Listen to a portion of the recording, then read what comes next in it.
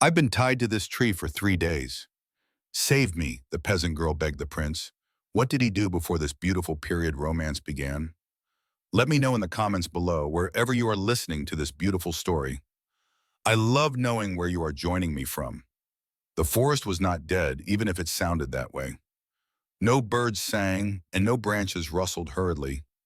Only the slow pace of the horse could be heard, as if it too were hesitant. Diego had been away from the main road for hours, lone, without an escort or the noise of the court breathing down his neck. He had left under the pretext of getting some fresh air and viewing land, being the responsible man he was. But the truth was simpler. He wanted to breathe freely. He was thinking about nothing and everything when he heard a voice. At first he thought it was the wind creeping through dry tree trunks. Then he heard another cry that didn't sound pretty at all. Help! Diego stopped the horse, straightened his back, and turned from side to side, as if the forest might deceive him. Who's there? He said, not raising his voice too much. The scream came back closer and more broken. Here, please. Diego squeezed his thighs and guided the horse through the bushes. A couple of branches brushed against his sleeve. He lowered his head and moved forward. Then he saw her. She was a young woman with messy hair and a face smeared with dirt, her eyes wide open. She was tied to a tree not with thin rope but with something thick wrapped around her wrists. Her arms were raised and tense, as if she hadn't been able to lower them for hours. When she saw him, she didn't smile or thank him. She looked at him as one looks at a stranger in the middle of the woods, with a mixture of hope and fear. Her words came out in a rush, as if she had rehearsed them so that they wouldn't die on her lips. I've been tied to this tree for 3 days. Save me, she begged. Her voice trembled at the end, as if it were the beginning of a fall. Diego felt his chest tighten. He approached slowly, not wanting to scare her. He spoke to her carefully, as one would to someone clinging on by a thread. Calm down, I heard you. I'm not gonna leave you here. She let out a short, joyless laugh. That's what they say before they leave, she said. But no. Diego dismounted and planted his feet firmly on the ground. I'm not leaving. She followed him with a suspicious gaze, searching his face for some sign of mockery. Are you coming from the village? She asked, swallowing hard. I'm on my way there. Diego looked at the rope. It wasn't a makeshift noose. The knots were well made and tight. Who did this to you? The woman closed her eyes for a moment. She seemed to be gathering strength through sheer willpower. It wasn't an accident, she said. As she said it, shame colored her voice with anger. I didn't fall. I didn't get lost. They tied me up. Diego leaned over to look at the knot. He touched it carefully without pulling on it. I'm going to untie you, but I need you to tell me if you're hurt. I'm alive, she replied, as if that were the only certain thing. That's what matters. Diego took a clean handkerchief out of his pocket. It wasn't elegant, like the ones used for show. It was practical and made of sturdy fabric. He moistened it with a little water from his canteen and held it out to her. Does your face hurt? Is there dust on it? She leaned back. Don't touch me. Diego stopped immediately. He raised his hand slowly. It's okay. I'm not going to touch you. I just want to help you. The woman watched him. Her eyes scanned his clothes, his boots, and his horse. You're not from around here, she said, her confidence surprising given her situation. I can tell by the way you look. Diego swallowed. They said many things to him in court, but no one had ever said that he looked different. I'm not from here. Then you don't understand, she said, her voice barely audible. People don't help here. Here, people see and pretend not to see. Diego knelt in front of the knot. He slipped his fingers between the rope and the tree's bark, trying to loosen it without hurting her. Tell me your name. She hesitated, as if her name were something that could be taken away from her too. Finally, she answered, Isabel. Isabel, Diego repeated carefully, as if the name had weight. I'm Diego. She exhaled through her nose. Diego repeated it. It didn't sound friendly. It sounded as if he were storing it away in case something went wrong. Why are you walking alone in the woods, Diego? He tightened the knot slightly. Nothing. It was very tight because he needed to be far away. Isabel looked him up and down. Gentlemen never need to be far away, she murmured. Gentlemen can always go wherever they want. Diego stood still for a moment, fingers on the rope. Maybe, he admitted without pride. But that doesn't change the fact that you're here in front of me. Isabel swallowed. Her lips were dry. If you're going to let me go, do it quickly, she said. Finally, her fear slipped out from beneath her tough exterior. Come back, who? She clenched her jaw. The ones who left me. Diego continued to work on the knot. He used his body weight and patience. He pulled on one side, loosened the other, dug his fingernail in, and twisted the rope. It was slow and frustrating to work. Isabel let out a groan, not from pain, but from helplessness. You won't be able to, she said bitterly.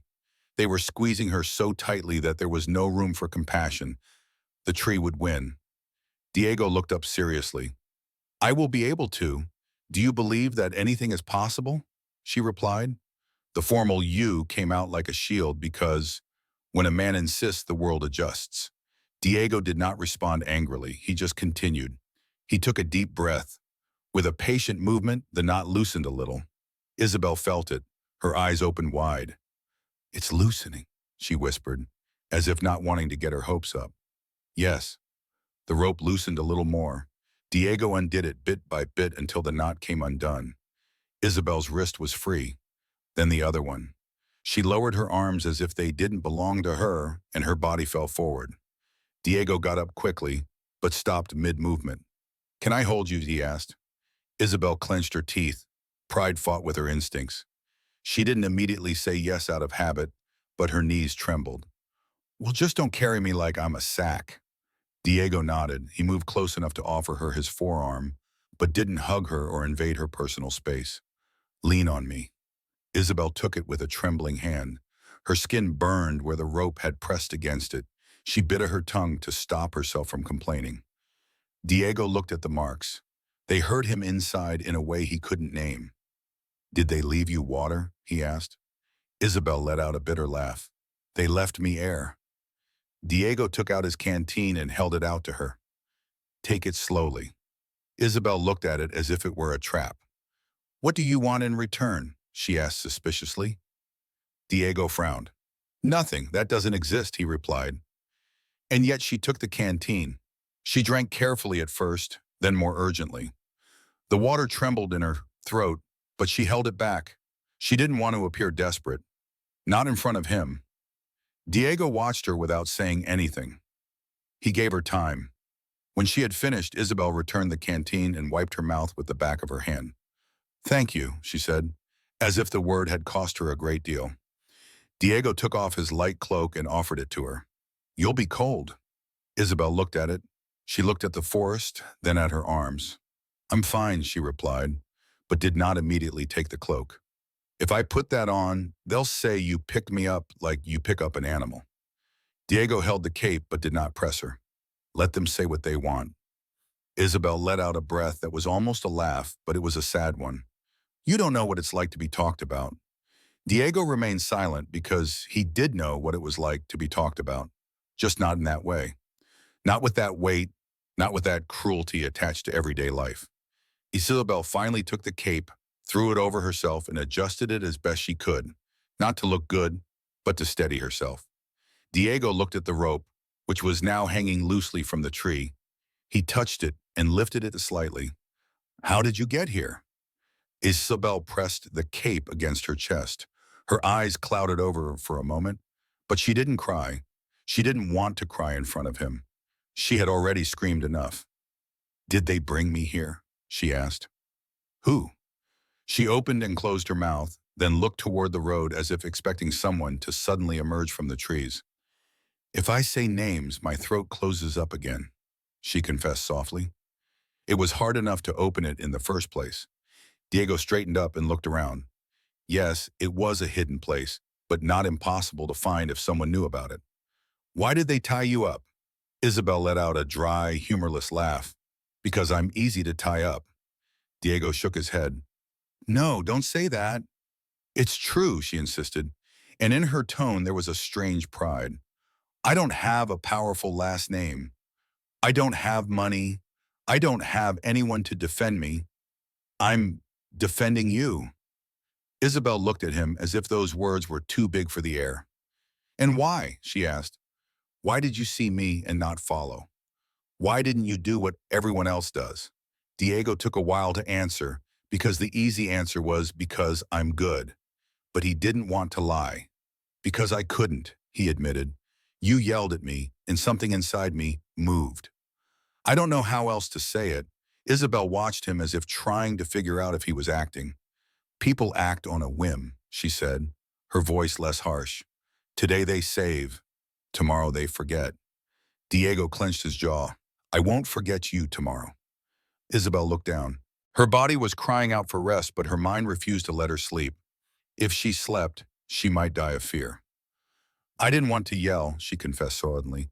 At first I told myself, hang in there, don't give them the satisfaction. Then a day passed, then two, and I started talking to the tree. Diego felt a knot in his stomach. It answered me. Isabel let out a small laugh, and for a second, Diego saw the girl she could have been if life hadn't weighed her down. At least it didn't judge me, though. Diego walked over to the horse and took a hard loaf of bread and a piece of cheese out of the saddlebags. He came back and offered them to her. Eat something. Isabel took it and smelled it, as if she had forgotten what food smelled like. You really don't want anything? Diego insisted. She shook her head. I don't want you to die here. Isabel took a bite. She chewed slowly. It hurt to swallow. The hunger wasn't just in her stomach. It was something that had built up over time. Do you have family? Diego asked. Isabel froze with the bread halfway to her mouth. I did, she replied, not wanting to say more. Diego understood that he was treading on something delicate. I'm sorry, he said. Isabel took a deep breath and looked first at the tree, then at the rope, then at Diego. Where are you going? She asked. Wherever you are safe. That doesn't exist, she replied immediately. Diego looked at her patiently. Then wherever you're less in danger. Isabel exhaled through her nose. That sounds like something a gentleman would say, she said. Nice and useless. Diego bent down to pick up the rope. He calmly rolled it up, as if he knew how important it was. Isabel looked at him in surprise. Why are you keeping it? So they won't say you imagined it, he replied. So they won't say no one did anything to you. Isabel swallowed. The idea that someone would disbelieve her hurt her. It hurt like an invisible wound. They're going to say it anyway, she whispered. Let them say it with proof, Diego replied. Isabel looked at him for the first time. Something like a spark ignited in her chest. Not complete hope, just a spark. If you get involved, she began, then corrected herself, not wanting to talk to him as an equal. If you get involved, they'll smear you. Diego raised an eyebrow. Smear you? Isabel clutched her cape. With words, with lies, with that thing they do where they take your place without touching you. Diego understood. There was that at court too, but here it felt colder. What place are they going to take away from me? He asked, not arrogantly. Isabel stared at him and finally said something she hadn't wanted to say. She uttered his name as if it were dangerous to do so. If your name is worth anything, she said, they'll want to tarnish it. If it's not, they'll crush it. Diego held her gaze. He felt an urge to tell her who he was, to reveal his true identity, and show her that they couldn't crush him so easily. But he was stopped in his tracks because he knew that power also attracts danger. Also, he didn't want her to look at him any differently. Let's go, he said softly. Can you walk? Isabel tried to take a step. Her legs trembled, but she didn't fall. She took another step, then another. Each step was a struggle. Can I? She said stubbornly. Diego led the horse slowly alongside her so as not to leave her behind. He didn't push her or rush her. He just stood there like a solid wall. Isabel walked, looking at the ground. She didn't want to see the tree behind her. She didn't want to see it fading away. She was afraid the tree would call her back. What town are you from? Diego asked. Isabel hesitated. San Bartolome, she finally replied, as if revealing a secret. Diego nodded, although he didn't know why. And who's in charge there? He asked. Isabel clenched her fingers inside her cape. A man who thinks he owns the air, said the corregidor. Don Gaspar. Diego memorized the name. It settled in his head with an unpleasant weight. He ordered this. Isabel didn't answer right away. Her eyes moistened, but she didn't cry. She bit her lip. He orders what is done, she said at last, even if he doesn't sign it, even if he smiles and says it's for the greater good. Diego clenched his jaw, forcing himself to keep his voice calm. What did you do to be punished like this? Isabel let out a joyless laugh. What do they say I did? Diego shook his head. I want to know the truth. Isabel looked down. Her steps slowed. The truth is, they saw me where I shouldn't have been, she said. And that was enough. Diego frowned. Where? Isabel stopped. She stared at a spot on the ground as if the answer were there. In the big house, Diego whispered. He stood still. You went in to steal. Isabel raised her head, offended. No. Then why were you there? Isabel swallowed. Her eyes filled with rage. Because I work, she blurted, quote. Because you go in to serve and you become invisible. Being invisible means you listen, you see. You pick up a rag and you find things. Diego leaned towards her a little, listening attentively. What did you find? Isabel started walking again. Her steps were clumsy, but her voice now had an edge to it. A piece of paper, she said, her throat tightening. A piece of paper with a seal. Diego felt the air grow colder. What did it say? Isabel shook her head desperately. I couldn't read it all. I can't read very well, but I saw the seal. It was red wax, very red, and it had a mark on it that looked like a flower or a crown. Diego remained silent, processing the information. Red wax with a mark. In his world, seals said more than names did. And that's why they tied you up? He asked, almost in a whisper. That's why they accused me of something else, Isabel corrected. They say I stick my nose where it doesn't belong, that I make things up, that I want money, that I'm bad. Diego looked ahead at the road that was beginning to appear between the trees. And what do you say? Isabel tightened her cape. I saw what I saw, she replied, and that's why I'm in their way. Diego took a deep breath. He was torn between turning around to go for help and continuing on.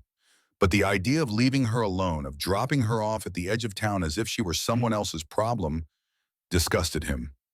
Isabel, he said firmly, I'm not going to let them do this to you again. She let out a small, tired laugh. Come back as if it were already over, Diego murmured, looking at her. It's going to end. Isabel was about to respond, but stopped short. Diego saw her tense up like an animal that hears something before it can see it. What's wrong? He asked. Isabel lifted her face towards the road, her eyes fixed on the distance. Diego then heard the same thing as she did.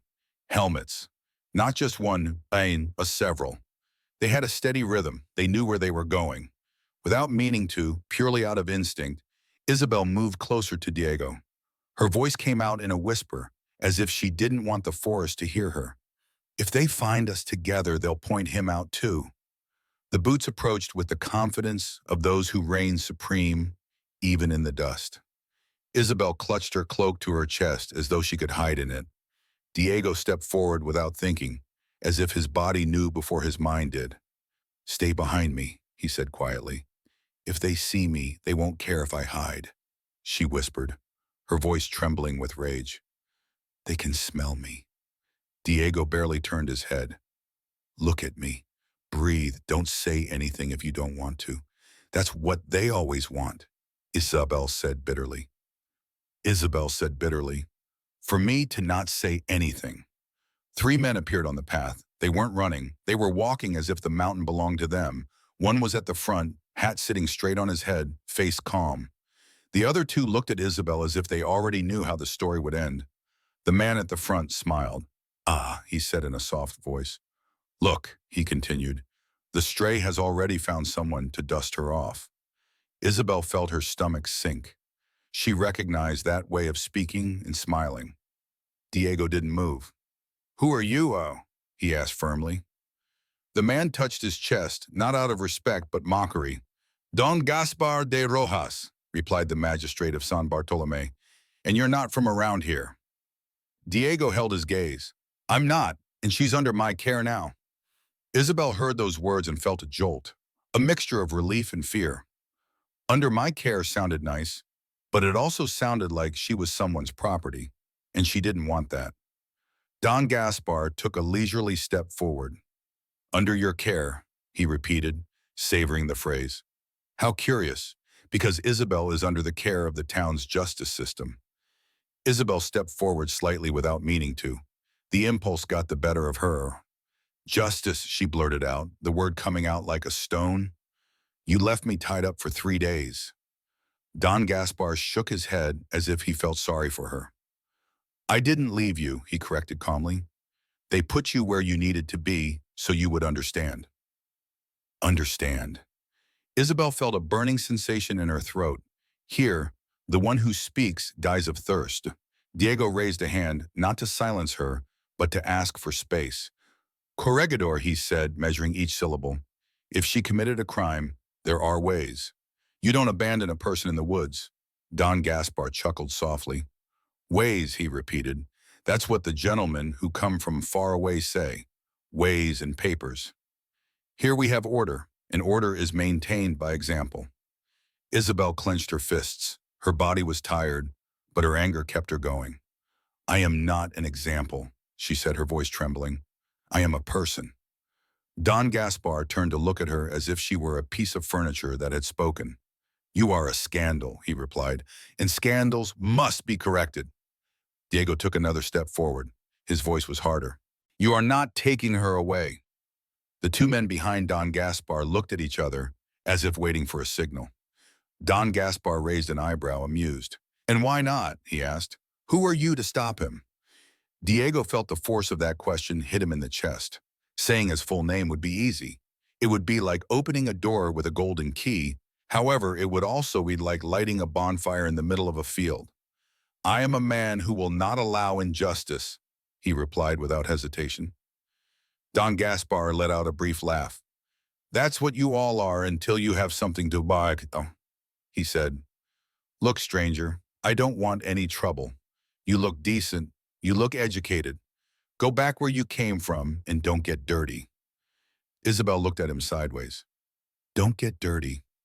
That was it. That's what they were afraid of, getting dirty with other people's misery. Diego clenched his jaw. She's coming with me to town, he said. Don Gaspar clasped his hands together as if in prayer. Ah, you want to take her to town, he repeated. His smile became more subtle. Perfect. That way I won't have to send for her again. Let's all go. Isabel felt a wave of panic wash over her. She whispered, but Diego heard her. Let's take it easy, he said quietly to her. I won't let you go. Don Gaspar leaned slightly towards Diego as if they were accomplices. I'll warn you about something, he said quietly, but not so quietly that Isabel couldn't hear. Stories are arranged here. It's up to you whether you come clean or let the town make one up for you. Diego didn't look away. Let them make one up, he replied. Isabel looked at him, and for a moment she hated him a little. It wasn't because he was brave, but because he was trusting and didn't understand the extent of the poison. They walked towards San Bartolome. The houses appeared as if they were hiding behind fear. Isabel felt her throat close up, not from exhaustion, but from the stairs. A woman poked her head out of a window, but hid it again as soon as she saw Isabel. A child pointed, and his mother quickly pulled his hand down as if touching the air were dangerous. Isabel clutched her cape. It wasn't hers. She felt like she was on borrowed time, even in the heat. Diego saw the same thing. He lowered his voice. Don't look at them, he said.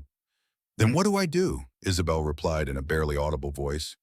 If I don't look at them, they'll think I'm ashamed. If I look at them, they'll think I'm challenging them. Diego didn't know what to say.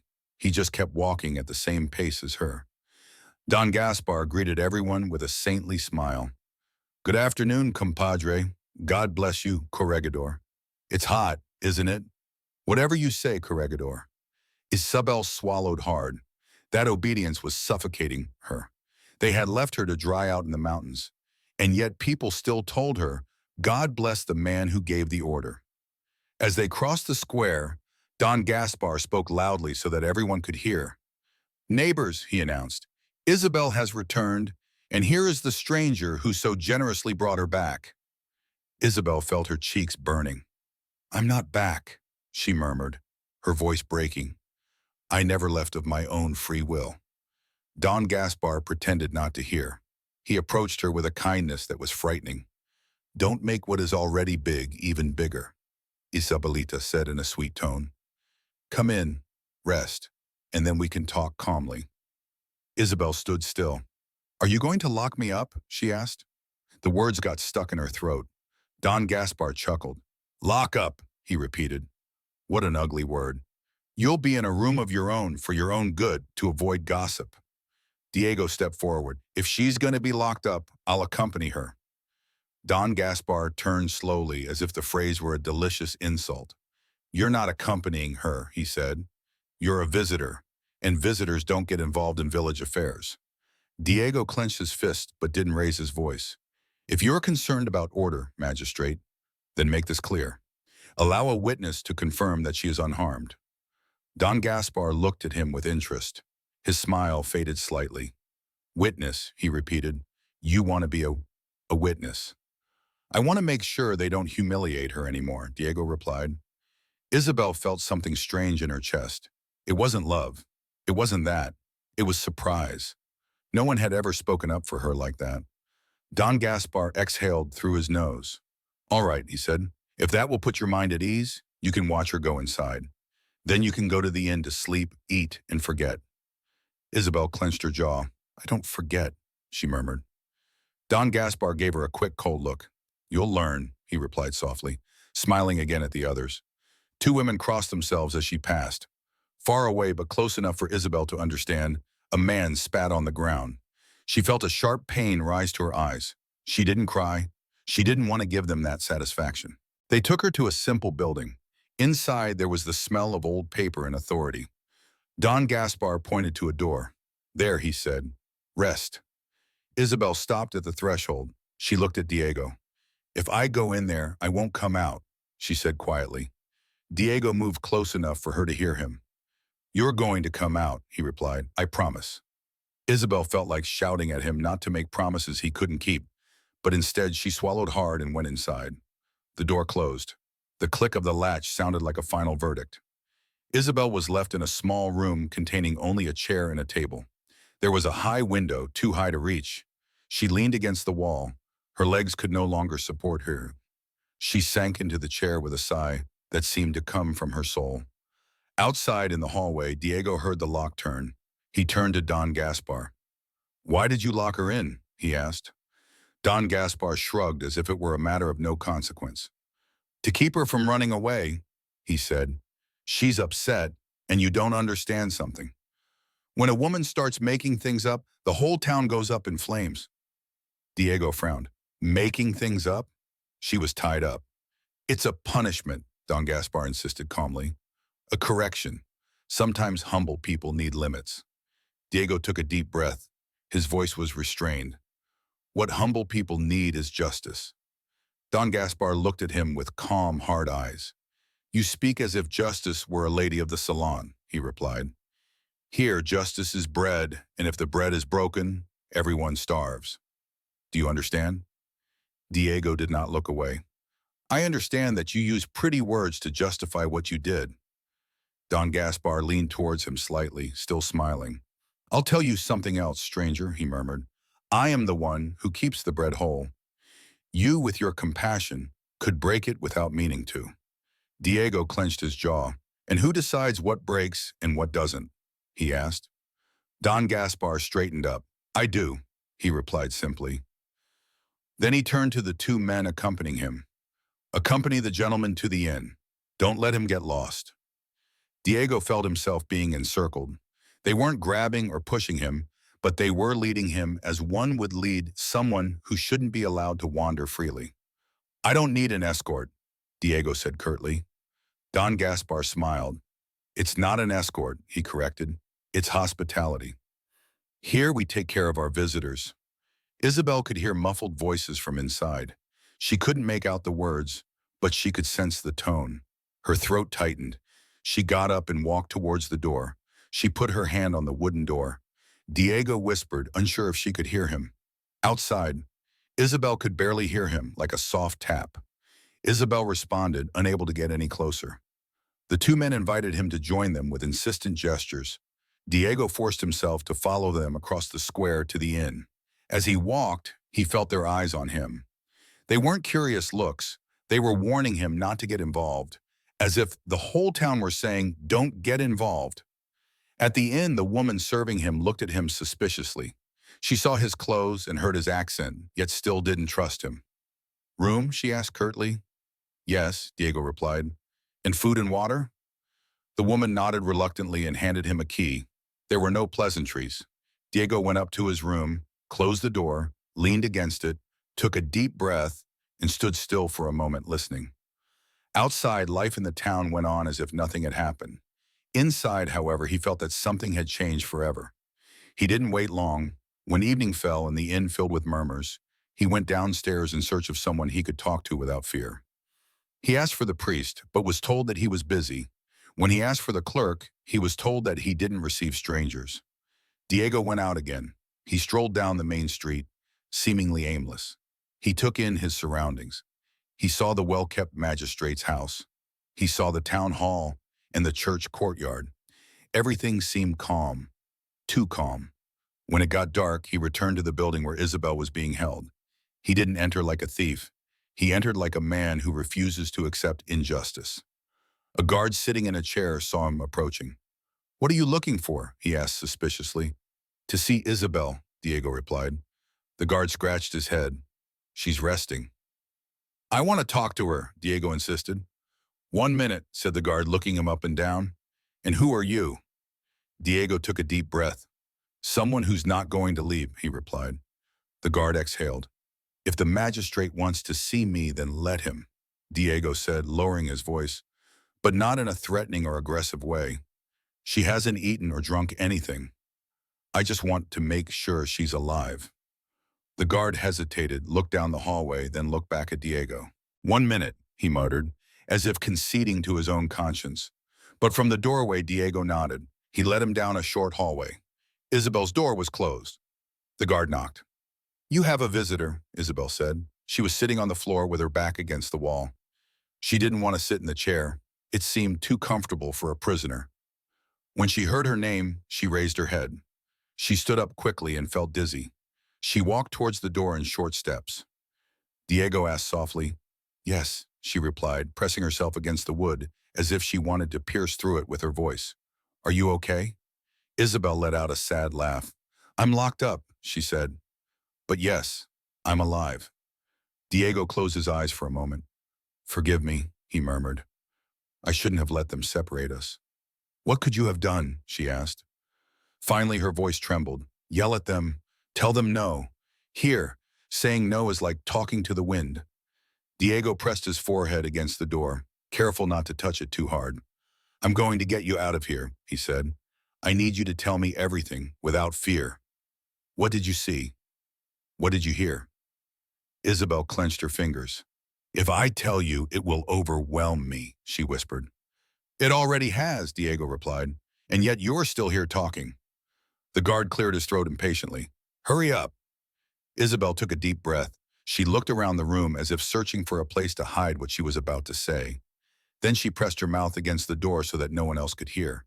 "It was in the big house," she said. "I was cleaning. They sent me to the back room. Don Gaspar wasn't there. There was a table with papers on it. I didn't want to all look at them, but I couldn't help it. I saw the seal." Diego clenched his teeth. "Red?" he asked. "Red," Isabel confirmed. "It wasn't like the seals in town. This one was fine. It shone and had a mark. At first I thought it was a flower, but then I looked at it more closely. It wasn't a flower." Diego felt his heart skip a beat. "What was it?" Isabel swallowed hard. "A crown," she said. As she said it, her voice broke. It was a small crown, but clear, like the ones they put on coins. Diego froze for a moment. He made an effort to keep his voice calm. "Are you sure?" "Yes," Isabel replied firmly, as if that certainty was all she had left. "I saw another piece of paper with names on it, but I don't recognize letters the way you do. I just saw that one said something like Doan and then a long surname. I also saw numbers." Diego took a deep breath. He thought of routes, letters, stamps, and people in positions of power. "And what happened next?" he asked. Isabel pressed her open palm against the door. "Doña Elvira came in," she said, her tone filled with contained hatred. "She doesn't live here, but she comes often. She saw me looking. She didn't say anything. She just looked at me as if I were an insect. Diego frowned. Doña Elvira? Who's that? Isabel shook her head. I don't know her surname, she admitted, but she's in charge. Everyone bows down to her. Even Don Gaspar changes his voice when she speaks. Diego kept the name in mind. What did they accuse you of? He asked. Isabel let out a humorless laugh. Flirting, she said. Disgust rose to her face at the thought of making things up to get money and wanting to tarnish the honor of a decent household. I didn't even want anything. I just wanted to go home. Diego clenched his jaw. That doesn't justify anything. For them it does, Isabel murmured, because, for them, my word is worth less than dust. Diego was silent for a moment, then spoke gently but firmly. Isabel, look at me, he said, not knowing how else to explain it. You're telling me that the punishment wasn't for what they say, but for that stamp. Isabel took a deep breath and replied with a clarity that surprised even her. Yes, she said, because that stamp shouldn't have been there, because those papers shouldn't have existed, and because I saw it. The guard cleared his throat again. That's enough, he muttered. Diego raised his voice just enough for the guard to understand that it wasn't a plea. One more minute. The guard snorted but didn't cut him off immediately. Diego lowered his voice again. I need you to tell me something else, he insisted. Did anyone else see the seal? Is there anybody who can confirm it? Isabel swallowed. The priest, she said almost inaudibly. He didn't see it, but he knows about it. I told him, and he told me to shut up. He said it was dangerous and for my own good. Diego felt anger but held it back. Did he help you? Isabel exhaled. She didn't answer. He gave me a blessing and closed the door. Diego closed his eyes for a moment. Then he spoke calmly. Listen to me, he said. I'm not going to leave it at that. I'm going to talk to whoever I need to, and you're not staying here tomorrow. Isabel pressed her forehead against the door on the other side. She wasn't touching it, but it was as if they were meeting through the wood. You don't understand, she whispered. Finally, a tear fell that she couldn't stop. They never lose. They just change the way they win. Diego pressed his fingers against the door as if restraining himself from forcing it open. But he didn't. He didn't want to make things worse for her. He didn't want to give Don Gaspar an excuse. Tell me what you need, he said. Water, bread, a blanket, whatever you need. Isabel took a deep breath. She wiped away a tear with her sleeve, furious with herself. I need you not to leave me alone, she said. Those words came out sounding defeated. Diego swallowed hard. You're not alone, he replied. I swear. The guard clicked his tongue. Go now. Diego forced himself to take a step back. I'll be back, he told Isabel quickly. Don't trust anyone else, do you hear me? I hear you, she replied. Her response was stronger than her body. Diego took a step back. The guard accompanied him to the hallway. Before leaving, Diego turned towards the door one last time. Isabel, he said quietly. What? Diego took a deep breath. Your life is simple, even if they say it's not. There was silence on the other side. Then Isabel replied in a trembling whisper. Then prove it, said Diego. He left the building with a hard and clear heart. He looked towards the church. Then he looked towards the magistrate's house in the dark sky. He realized that indignation alone was not enough. He had to take real action. But before he could take 2 steps, he heard Isabel's voice in his memory. The crown in the red wax. At that moment, he knew it wasn't just the town's problem.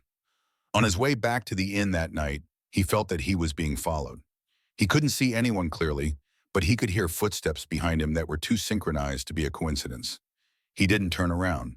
He walked as if he didn't care. He went inside, closed the door, went up to his room and stood still, listening to the hallway. After a while, there was a knock on the door. Diego tensed. He didn't open it right away. Who is it? He asked. A low voice replied, a message from the magistrate. Diego opened the door just enough to see a nervous boy hand him a folded piece of paper. There was no stamp or signature, just a sentence written in confident handwriting. First thing tomorrow morning, you should hit the road and forget about this nuisance. Diego crumpled the paper in his hand. He muttered to himself. Then, as if the town could hear him, the silence outside grew heavier. In his mind, Isabel was still behind a door, waiting. Diego sat on the bed and took a deep breath. He wondered who he should look for first, the priest, the scribe, or someone who was less afraid than hungry. He thought about the seal too. When he finally got up to blow out the candle, he knew he was ready. In a small room on the other side of town, Isabel was still awake. She listened to every sound in the hallway as if it were a sentence. Hugging her borrowed cloak, she allowed her body to tire a little for the first time in 3 days. But her mind did not rest. The crown and the red wax haunted her like an open eye. She approached the door again and pressed her ear against it, but heard nothing. No footsteps or voices, only silence. In that silence, Isabel understood something that sent a chill down her spine. When the powerful want something to cease to exist, they first silence it and then erase it. So when Diego appeared near the door in the early morning, moving cautiously, Isabel was not surprised. She was glad, yes, but she also felt a new fear, the fear that he would misjudge how sharp what he was touching was. Diego whispered from inside. "It's me," he replied, pressing against the wood again. "I just came to tell you that I'm taking you out today." Isabel closed her eyes. "If he tries, he'll make an enemy," she murmured. "I already have one," he replied.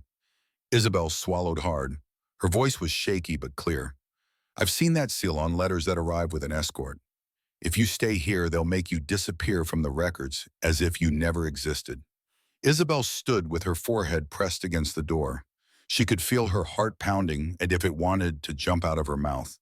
The words had slipped out as a warning that she could no longer keep to herself. On the other side, Diego took a moment to respond. "With an escort?" he asked quietly. "Yes," she replied. "Letters that don't come from just anyone. Letters that make everyone stand up straight when they arrive."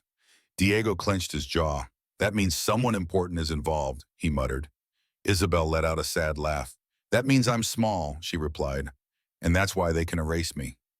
Diego took a deep breath as if forcing himself to choose his words carefully. "Listen to me," he said.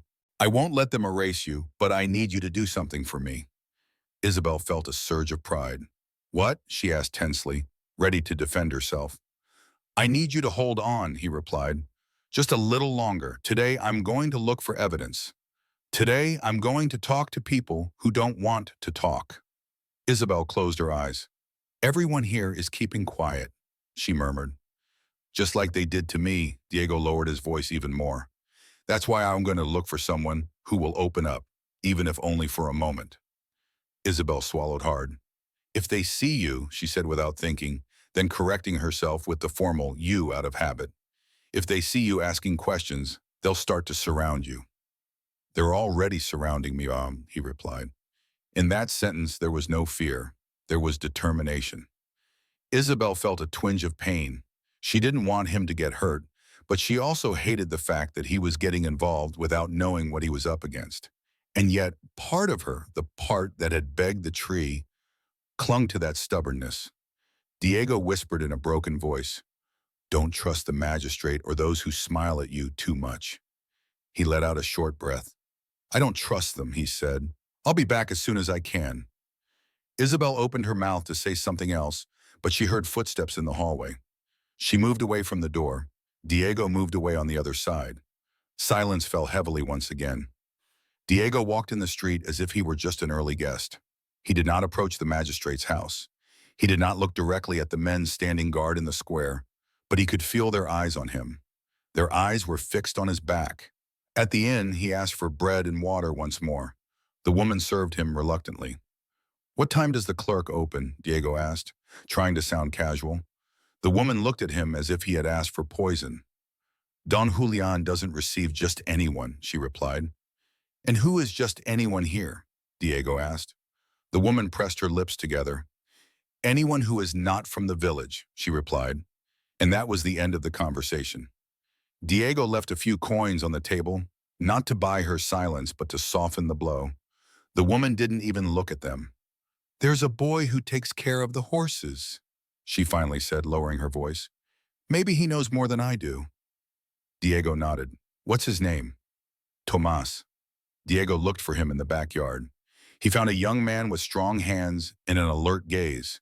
He was fixing a harness slowly but surely. with the concentration of someone who is always listening.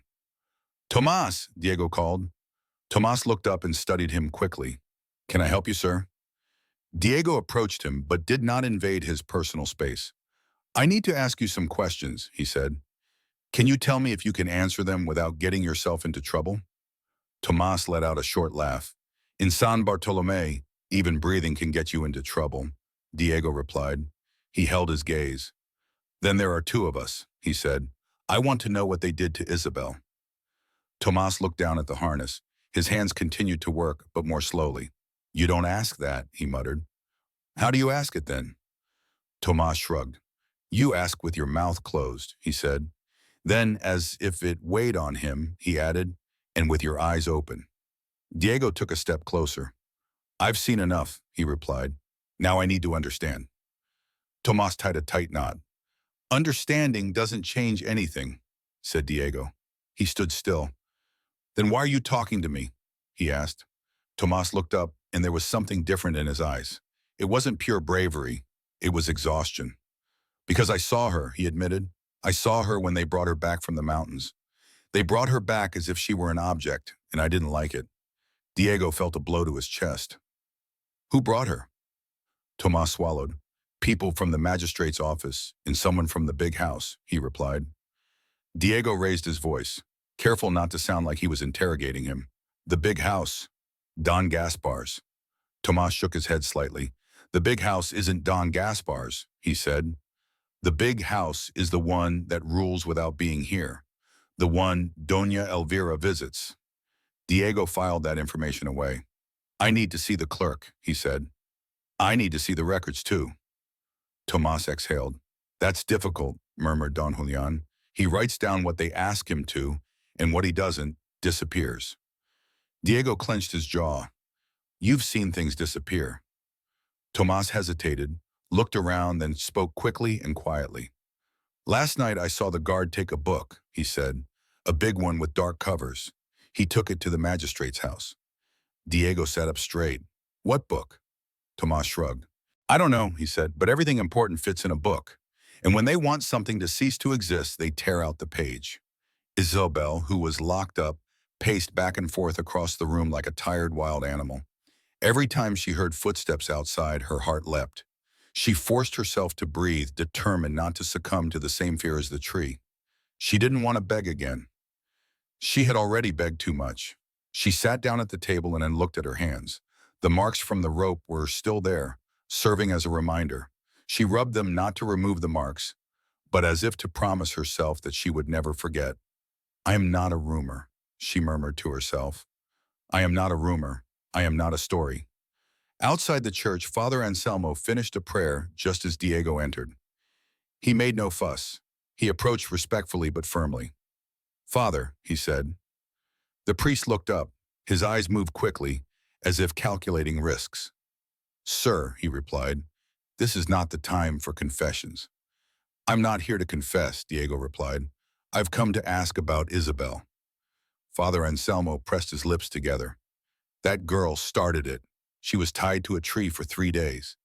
Diego interrupted him without raising his voice. And you know it. The priest looked down. There are things that cannot be understood from the outside, he murmured. Diego took a deep breath. Then help me understand from the inside, he said. Why is the whole town pointing fingers at her like this? What did she really do? Father Anselmo glanced towards the church door, as if to make sure that no one was listening. Then he looked back at Diego. All I can tell you, he said quietly, is that she got involved where she shouldn't have. I already know that, Diego replied. What I want to know is why the punishment was so cruel. The priest swallowed hard.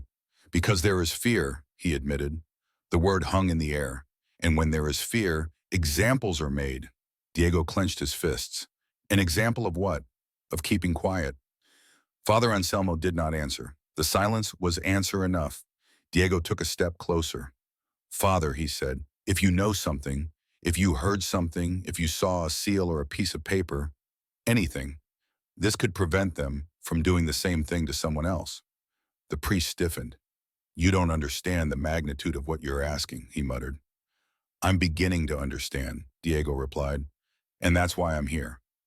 Father Anselmo closed his eyes for a moment, as if praying for a way out. The only thing I can offer you, he said at last, is a warning. Leave this alone. Go away. You're a stranger here. You won't live with the consequences. Diego felt anger rising, but he swallowed it down. And she will? He asked. She will live with the consequences. Why was she born here? The priest opened his eyes. The pain was evident, even though he tried to hide it. I don't make the rules, he murmured. But you uphold them, said Diego. The phrase fell between them like a stone. Father Anselmo clutched the rosary, but didn't lift it. Come back, he said suddenly, as if making a half-hearted decision. But don't compromise me. Diego followed him to a small room behind the altar. There, Father Anselmo lowered his voice even further. There's a book, he confessed, a book of records, of entries, of payments, of things that are written down to make them look clean. Diego felt his pulse quicken. Where is the priest? He shook his head tensely. He's not here anymore, he replied. It used to be kept with the clerk. Now I don't know. Diego stared at him. You know, he said. Father Anselmo clenched his jaw. I know what everyone knows and no one says, he muttered. When Doña Elvira arrives, the magistrate sits up straight and the clerk starts to sweat. Diego held his gaze. Are there written orders? He asked. Father Anselmo stood still. Then very slowly he nodded. There are papers that arrive, he admitted. Papers with a seal. Diego felt the floor move. A red wax seal, he asked. The priest swallowed. I didn't see it up close, he said quickly. I just listened and observed how it was stored and how pages were removed. Diego clenched his fists. Who removes pages? Father Anselmo raised his hand as if to say, don't make me name names. You want me to accuse someone? He murmured. That would be signing my own death warrant. Diego took a deep breath. I'm not asking you to sign anything, he said more softly. I'm asking you to stop turning your back on a girl. Father Anselmo looked down. I gave her advice, he said as if justifying himself. I told her to keep quiet, and look where she is now, Diego replied. The priest closed his eyes in defeat. I know, he murmured. I know. Diego left the church with a heavy heart. He had information, but it wasn't proof. Without proof, Isabel was still just a peasant girl making things up. He returned to the town hall with Tomas, but they didn't go in together so as not to arouse suspicion. Tomas walked as if he were just passing by. Diego walked as if he were looking for shade. How do I get in? Diego asked in a low voice. Tomas didn't look him in the eye. He doesn't go in, he replied. They see him and stick to him. Then tell me how to watch without going in, said Diego. Tomas let out a sigh. There's a window at the back, he whispered. Sometimes they leave the clerk's room open to air it out. If you walk past carrying something, you can see inside. Diego understood. The scribe asked, he leaves mid-morning. He always goes to the magistrate's house as if he were going to pick him. Diego clenched his jaw. Then mid-morning, Isabel murmured. Meanwhile, she heard voices in the square, a different, more organized murmur, and peered out of the high window, just managing to reach it on tiptoe. She couldn't see everything, but she could hear the corregidor's voice clearly. Neighbors, said Don Gaspar, today we are going to put an end to this matter with decency. Isabel felt a chill in her stomach. What is he going to do? She whispered. She pressed herself against the door to hear better. The words seeped through. For her own good, Isabel is going to appear before you. She is going to ask for forgiveness for the rumors she spread, and you are going to show her charity and put this behind you. Isabel clenched her teeth. Her hands trembled. Forgiveness, she whispered in a thin voice. Forgiveness for what? Outside, Don Gaspar's voice remained warm. This is how a town is healed, he said, not with gossip, but with repentance. Isabel felt her chest burn. They weren't looking for repentance. They were looking for humiliation. At the town hall, Diego heard the same thing from afar. He saw people gathering. He saw the magistrate smiling as though announcing a party. He saw Doña Elvira, with her impeccable bearing, talking to two women. She wasn't shouting. She didn't need to shout to be heard. Diego approached Tomas. That's to break her, he whispered. Tomas nodded slightly. It's so the town can repeat it, he said. If she asks for forgiveness, they can all say it was her fault and wash their hands of it. Diego clenched his fists. I won't allow it, he said. Tomas looked at him directly for the first time with alarm.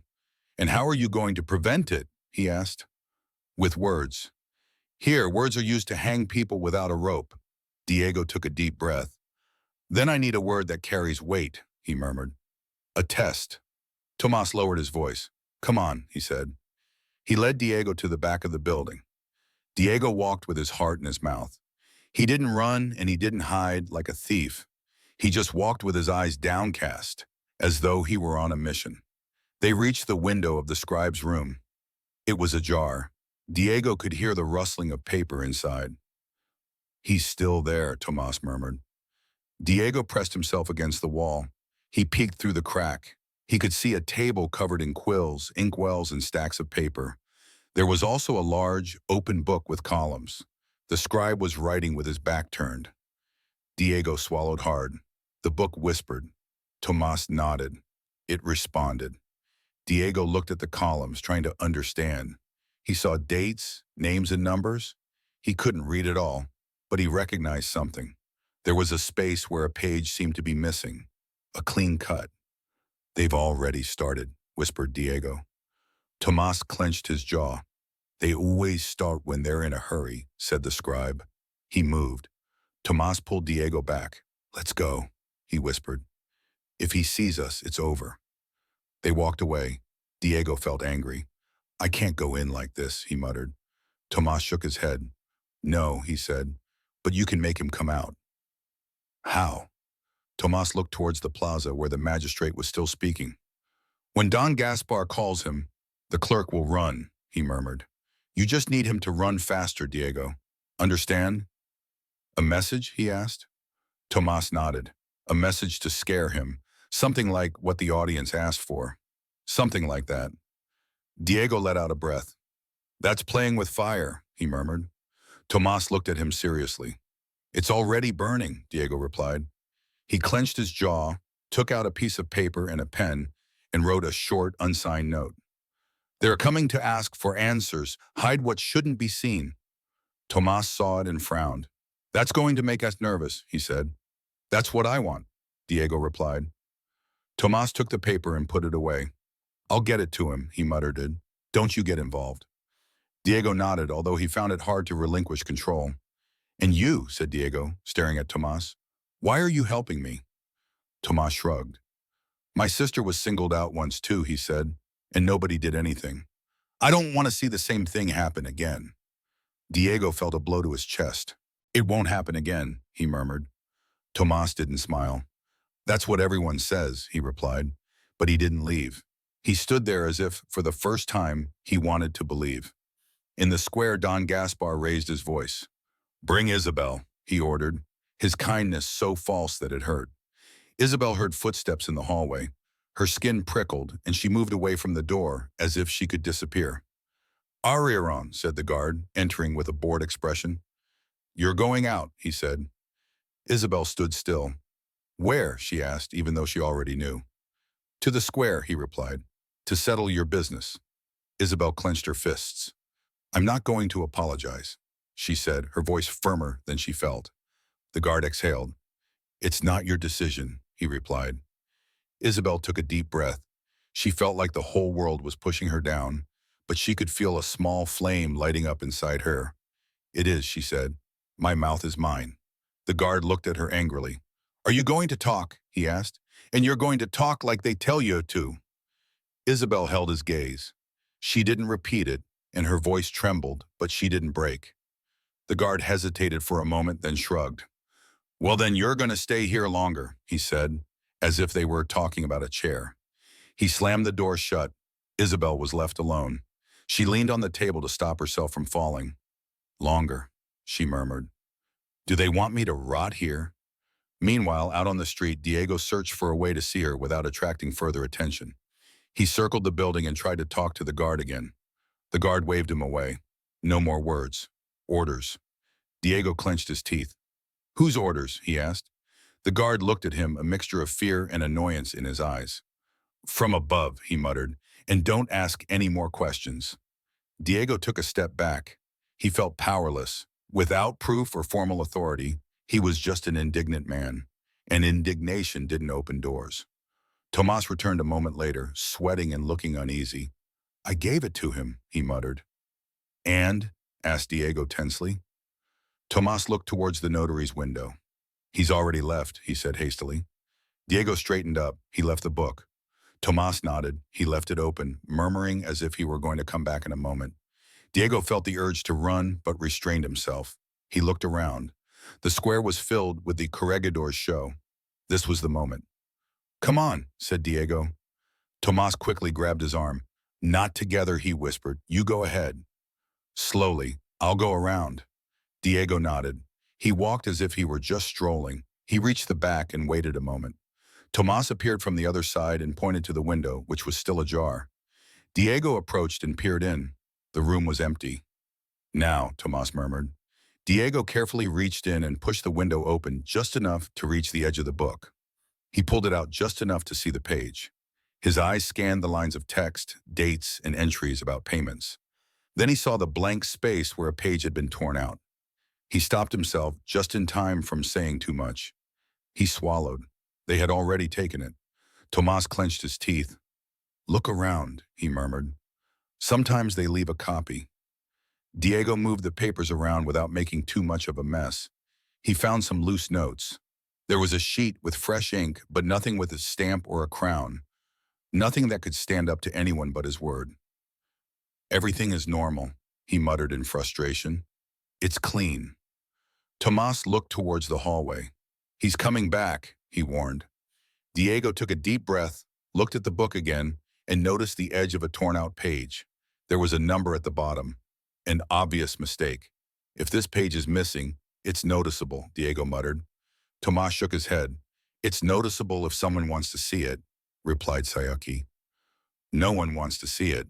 Diego squeezed the edge of the paper as if he could squeeze the truth out of it. I need something, he whispered. A name, a date, something that it connects. Tomas pointed to a line. There, he murmured. I see that entry, he said, moving closer to read it.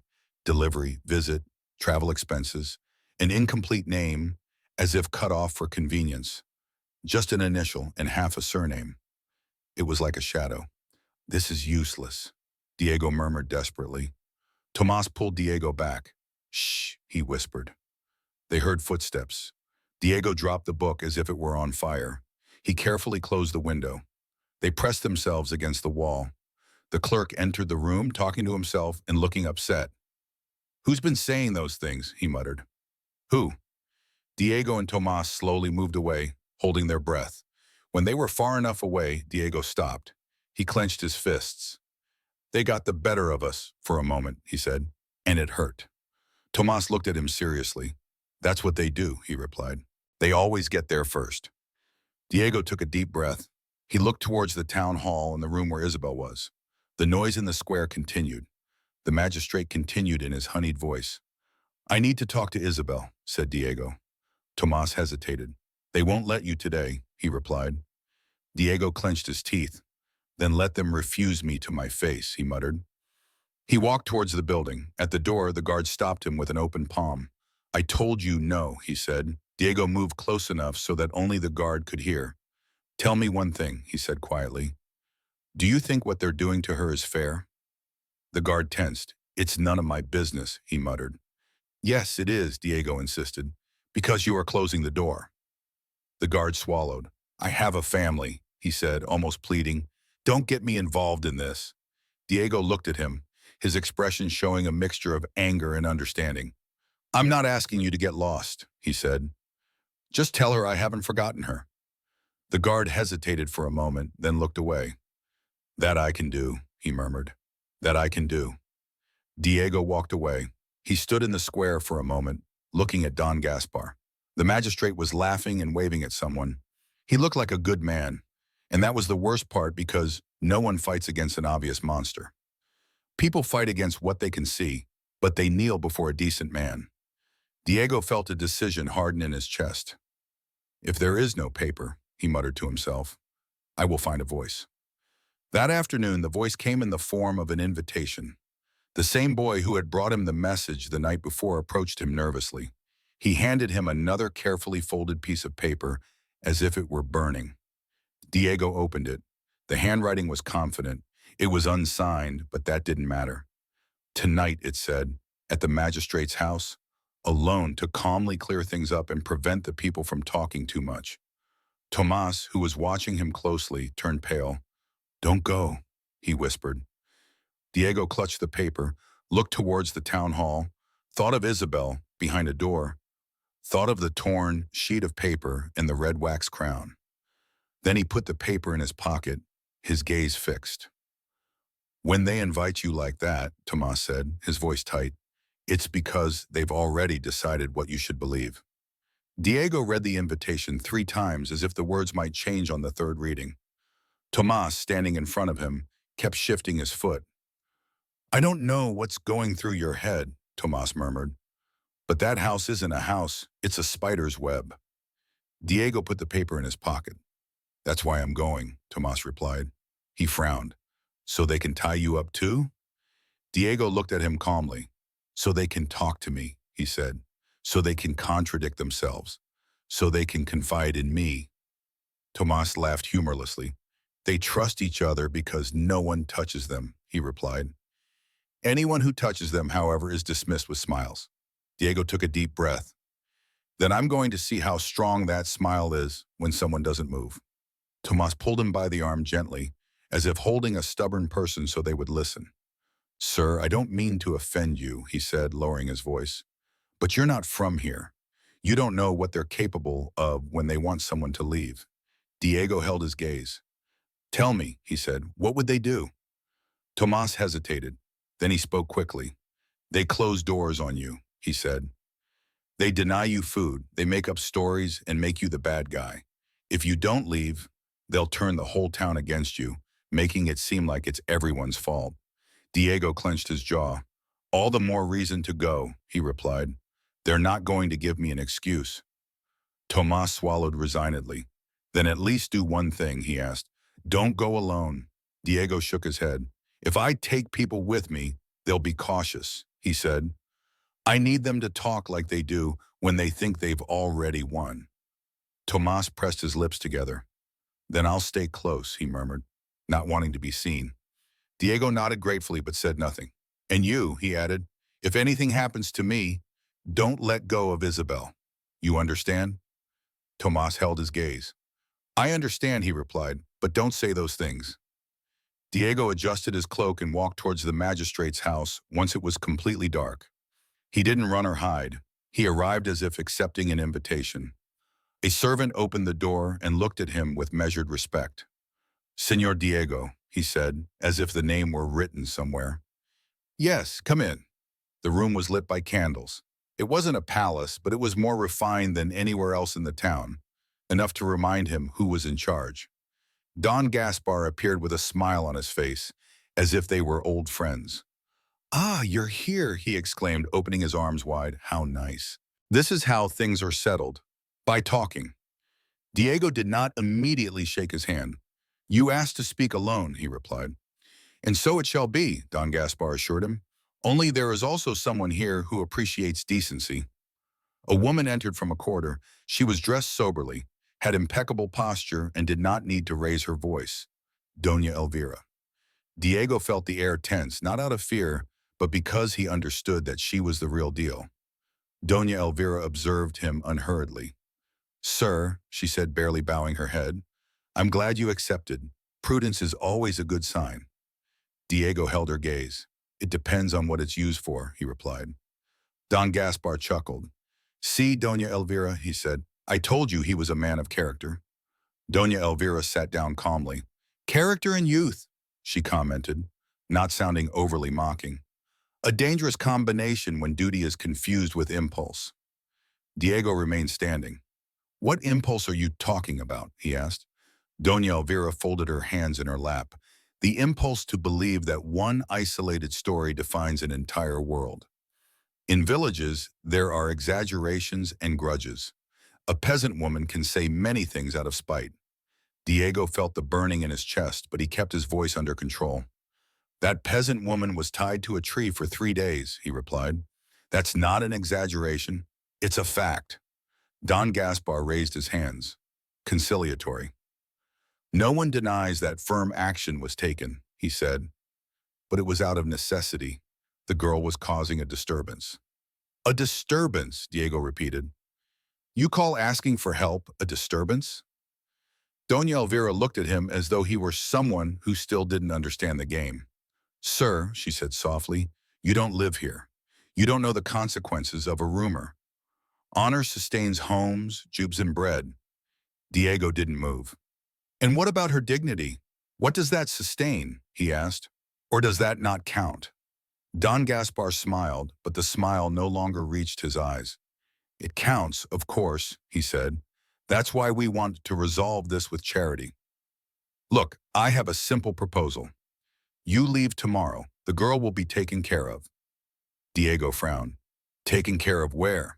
Don Gaspar looked at Doña Elvira as if to say, tell her. Doña Elvira spoke up naturally. There are places where a woman can rebuild her life, far from the town's gossip.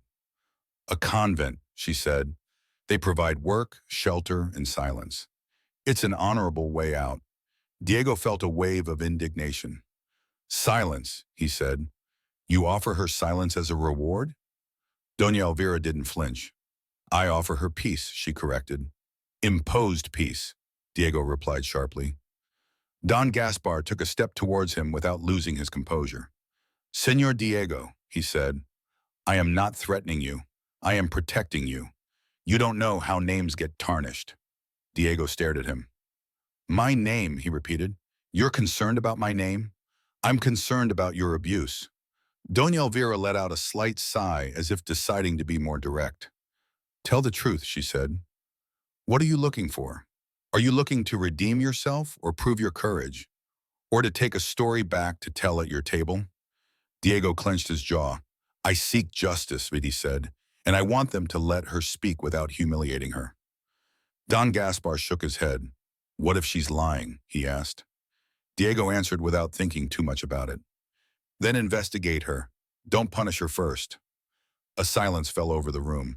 Doña Elvira narrowed her eyes. You speak as if you have the authority to demand investigations, she said softly. And you don't have it here. Diego held her gaze. That's what you think, he replied. Don Gaspar let out a short chuckle.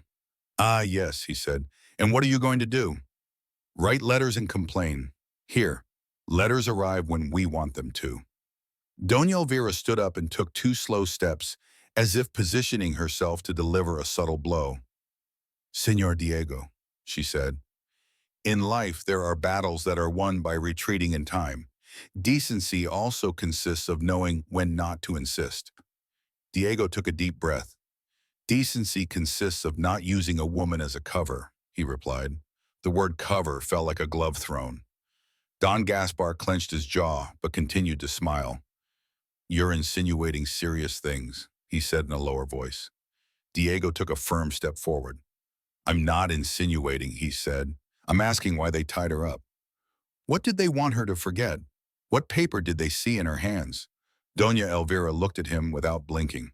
Paper, she repeated, as if the subject bored her. A peasant woman doesn't even know what she's looking at. Diego didn't back down. She described a seal. Red wax, crown mark, she said. Don Gaspar let out a brief, feigned laugh. Ah, he said. I understand. The girl made up a story. That's what happens when you work in other people's homes. You start to think you're part of the family. Doña Elvira walked back to her seat. She sat down calmly. Senor Diego, she said, I'm going to be clear. If you insist, you're going to have a problem. If you leave tomorrow, I promise that Isabel will be treated with dignity and given food, a bed, and a place where she won't be humiliated. Diego clenched his fists. And her freedom, he asked. And her freedom? Doña Elvira bowed her head. A name is repaired with silence, she replied, not with scandal. Diego looked at her as if he had finally understood the meaning of her words. You don't want to repair it, and he replied. You want to cover it up. Don Gaspar clapped his hands together softly, as if applauding a witty remark. What an ugly word you used. But look, stranger, we don't argue here, we agree. It's in your best interest to agree. Diego approached the table and placed his hands gently but firmly on the wood. I didn't come here to agree to injustices, he said. I came to tell you something. Tomorrow I'm going to speak to a higher authority. Don Gaspar's expression tensed for the first time. Doña Elvira did not move, but her eyes changed. With whom? She asked softly. Diego took a deep breath. The room seemed smaller. With whoever it may concern, replied Don Gaspar. He leaned toward Diego with a calmness that hit a sharp edge. I'll say it one last time. Don't get involved, said Senor Diego. Diego held his gaze. I'm already involved, he replied. Doña Elvira watched him for a long second. Then you are seeking to make enemies of people who do not forget, she said, her voice steady. Diego exhaled. I am not seeking enemies, he replied. I want them to leave you in peace. Don Gaspar smiled again, as if regaining control. Well, leave, he said, pointing to the door. Tomorrow we'll see how long your enthusiasm lasts. Diego turned without saying goodbye and walked out into the street, chest puffed out. As he had promised, Tomas appeared from the shadow of a corner a few steps away. Well, he asked tensely.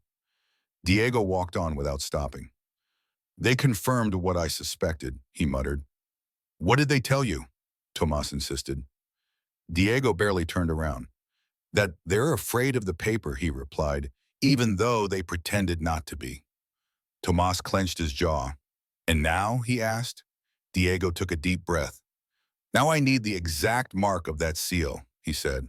Not a crown, something they can't deny. Tomas looked at him, confused. And who's going to give it to you? Diego didn't hesitate. Isabel. Getting to see her wasn't easy. The guard at the door stopped him with the same gesture as always. Orders, he said, avoiding eye contact. Diego lowered his voice. Just a minute, he asked. It's not to get her out. I just want to ask her something. It's for tomorrow. The guard swallowed. I mustn't, he murmured. Diego reached into his pocket and took out some coins. He didn't wave them around or show them off. He just showed them. It's not a bribe, he said. It's so you can say, I forced you out of hunger. If anyone asks, I'll give you an excuse. The guard blinked. He hesitated. Then he took the coins as though they were burning. One, he muttered. 1 minute. Diego nodded and followed him down the hallway. Isabel was sitting upright in her chair, as if refusing to admit defeat. When she heard footsteps, she stood up. The door opened slightly. Diego didn't enter. He stood in the doorway with the guard behind him. Isabel looked at him, her expression a mixture of anger and relief. You're tired already, she blurted out. The you had come out without permission. Diego felt a strange blow to his chest, as if that you had brought him too close. No, he replied. I've come to ask you something. Isabel clutched her cloak. What? She asked suspiciously. For me to keep quiet? Diego shook his head. To remember, he said. The seal, not the idea, the detail, the exact mark. Isabel swallowed. I already told you, she murmured. Red wax crown. Diego held her gaze. That's not enough, he said. They'll laugh. I need you to be able to describe it as if you had it right here. Isabel looked down for a moment. Her mind traveled to the room in the big house and the shiny table. She pressed her fingers together as if touching the edge of that wax. There was a notch, she said slowly. Not on the crown, but on the edge. Diego tilted his head slightly. A notch. Isabel nodded, explaining that it was as if someone had pressed twice. It wasn't perfectly round. There was a small indentation, and next to the crown, not above, there was a figure. Diego felt his heart race. What figure? Isabel closed her eyes and concentrated. A star, she said.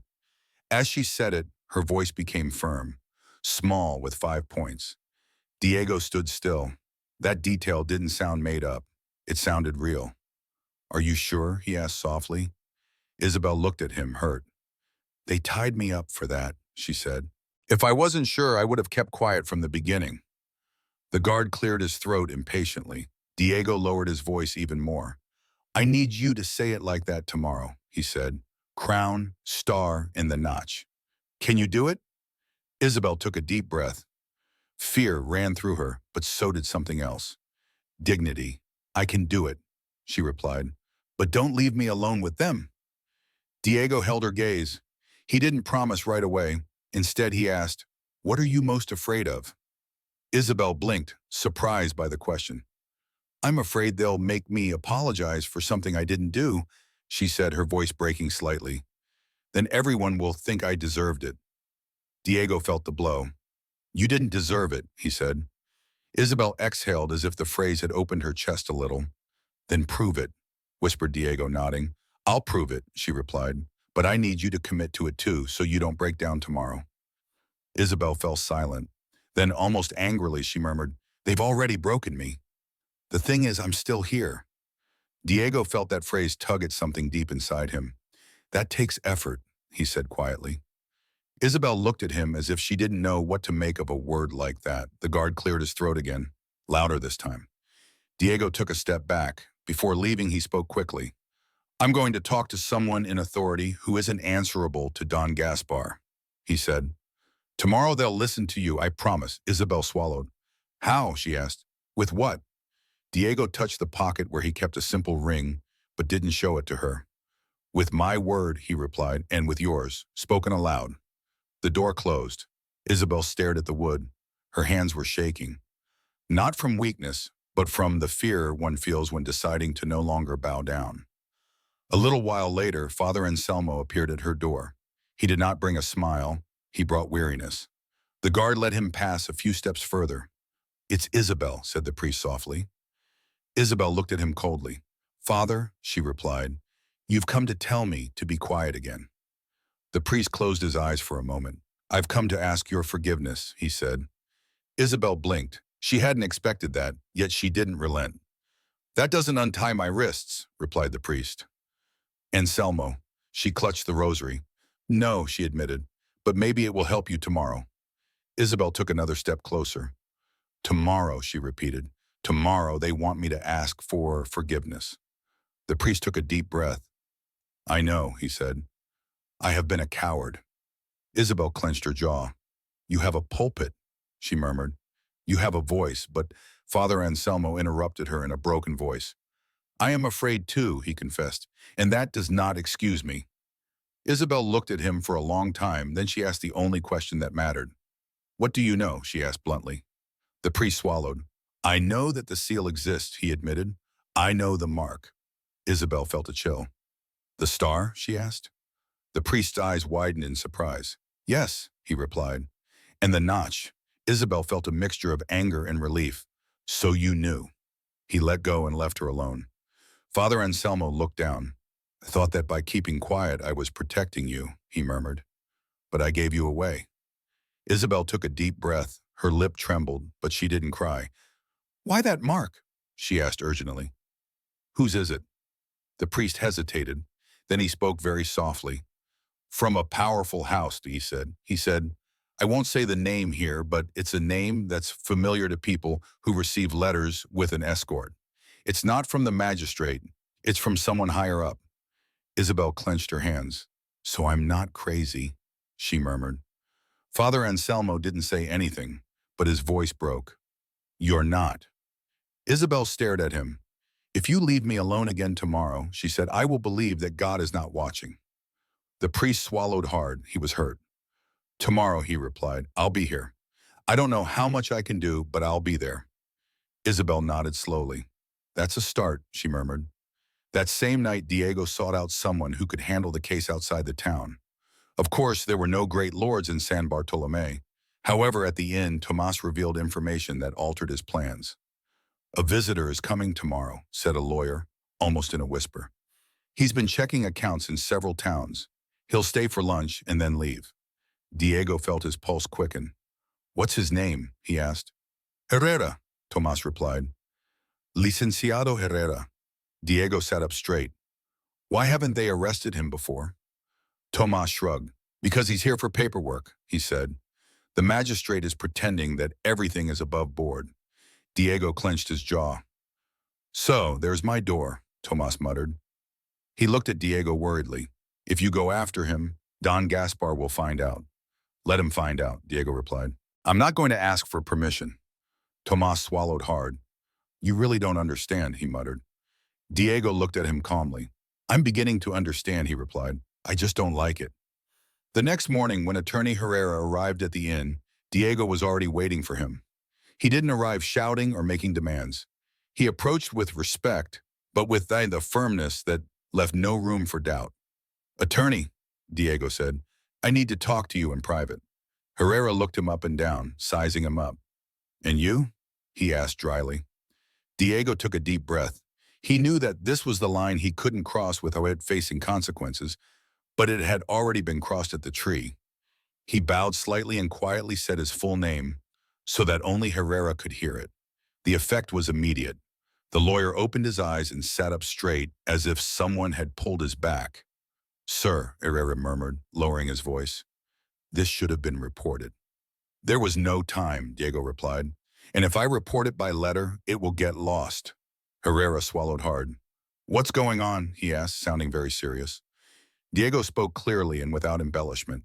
He described a woman tied up in the woods, punishment without trial, a seal with a crown and star, torn pages and pressure to humiliate her publicly. He said no more than was necessary and made no baseless accusations. He simply outlined the abuse. Herrera pressed his lips together. If what you say is true, he murmured, this is no minor matter. I know, replied Diego. That's why I need them to hear her today. Herrera took a deep breath. Can the woman back up her story? He asked. Yes, Diego replied without hesitation. And you're not alone? Herrera stared at him. With all due respect, he murmured, you're taking a big risk. Diego held his gaze. She took a bigger one without choosing to, he replied. Herrera nodded. Seriously. All right, she said, let's go. By the time they arrived at the plaza, Don Gaspar had already gathered the people. He smiled like a host, but when he saw Attorney Herrera, his smile tightened slightly. Attorney, he exclaimed, opening his arms. What an honor. I didn't expect you to visit so early. Herrera greeted him coldly, politely. I need to see the records, he said, and I need to hear about a matter that has been reported to me. Don Gaspar blinked. Matter, he repeated, feigning surprise. Everything is in order here. Diego stood firmly to one side. Doña Elvira appeared in the distance, stood still for a second upon seeing Herrera, then resumed her posture as if nothing had moved her. Then she resumed her stance as if nothing had disturbed her. But Diego had noticed. Her gaze changed. Don Gaspar tried to smile again. I will gladly attend to you, he said. But first, we have a community issue that concerns the people. Herrera looked at him impatiently. First the paperwork, he said, and then the rest. The square fell silent. Authority changed hands with a single sentence. Isabel, locked inside, heard a different noise. Not the usual murmur, but a silence as if everyone was holding their breath. The guard opened the door. You're going out, he said, but this time his voice did not carry a sense of command. It carried nervousness. Isabel rose slowly, clutching her cloak tightly around her shoulders. To ask for forgiveness? She asked, her heart pounding against her ribs. The guard shook his head slightly. They say they will listen to you, then, he murmured. Isabel felt dizzy. She held on to the table. Who? She whispered. The guard avoided her gaze. Someone from outside, he said, and the stranger. Isabel swallowed hard. She walked towards the door with steady steps, though inside she was trembling. When they took her to the square, the crowd parted as if the air were heavy. Isabel saw Diego. He looked at her with a firmness that was not compassion, but companionship. Isabel stood still. Her hands trembled. Diego took a step forward, but then stopped. Not wanting to invade her personal space, he raised his voice just enough for her to hear him. Are you standing? He asked. Isabel took a deep breath. Yes, she replied, her voice sounding firmer than she felt. Herrera looked at Isabel with professional attention, not contempt. Say your name, he said. And calmly say what happened, said Herrera. Isabel looked at the village and saw Don Gaspar, Doña Elvira, and Father Anselmo standing to one side, pale but present. She then looked at Diego for just a second. He didn't speak. He just held her gaze. Isabel took a deep breath. For the first time, she didn't feel like she was begging. She felt like she was testifying. They tied me to a tree, she said, 3 days without water or enough food, not for a proven crime or a trial, just out of fear. Don Gaspar cleared his throat, ready to interrupt, but Herrera raised a hand. Let her go, he said curtly. Isabel continued, her heart in her mouth. I saw a piece of paper with a red wax seal, she said. It had a crown, a star, and a notch on the edge. It wasn't from the village. It wasn't from Don Gaspar. It was from people in power. A murmur ran through the square. Doña Elvira remained motionless, but her gaze hardened. Father Anselmo swallowed and stepped forward. It's true, he said, his voice trembling. The mark exists. Don Gaspar turned to look at him as if he had betrayed him. Father, he muttered venomously. Don't get involved. Father Anselmo lifted his chin for the first time. I got involved late, he said, but I got involved. Herrera looked at the magistrate. Now, he said, I want the complete record book with no missing pages. Don Gaspar smiled, but it was no longer a comfortable smile. Of course, he replied, looking at the clerk as if pulling an invisible string. Don Julian will bring it. The clerk appeared, sweating, and opened the book on the table. Herrera quickly checked it. His finger stopped on the missing page. He looked up. A page is missing here, said Don Gaspar. He let out a nervous chuckle. It must have been damaged, he muttered. Herrera did not smile. Pages aren't damaged by a clean cut, he replied, even less so when it suits. A heavy silence fell. Isabel felt her legs trembling, but she did not move. She did not want to sit down. She did not want to appear weak. Diego approached her slightly, just enough to speak quietly to her without the others noticing. You're doing it, he murmured. Isabel swallowed. I'm shaking, Diego confessed, looking at her with a warmth that did not treat her as fragile. And yet you continue, he said. That's what matters. Isabel looked at him, and for a moment the noise of the town faded away. There were no grand promises, just his steady presence. She lowered her voice. Why are you doing this? She asked softly. Diego paused for a moment. He didn't mean it as a story. He said it as a simple truth. Because I saw you, he replied, and I couldn't pretend I hadn't. Isabel felt something tighten in her throat. She didn't cry. She just took a deep breath as if the air were hers for the first time. Herrera closed the book decisively. This cannot be resolved in a public square, he announced. A report is being filed. It will be taken to a higher authority, and in the meantime, this woman will remain under protection. She will not be imprisoned again or forced to make public apologies. Don Gaspar opened his mouth, but could not think of anything to say in response to that order. Doña Elvira took a gentle step forward as if she were about to speak. Herrera looked at her without deference. And you, ma'am, he said, if you have anything to contribute, you will do so in writing and confirm it. Doña Elvira barely clenched her jaw. Of course, she replied in a soft voice. Anything for clarity. Clarity. Isabel felt that word burn, given how false it sounded coming from her mouth. As the crowd began to disperse, Diego approached Isabel more calmly. He did not touch her immediately. He waited, as if he had finally realized that her body had a right to decide too. Isabel looked at him. His face looked tired, but his eyes were alive. I thought they were going to break me today, she confessed. Diego shook his head. They listened to you today, he said. Isabel exhaled. Because you brought that lawyer, she murmured. Why did you speak up? Diego corrected her.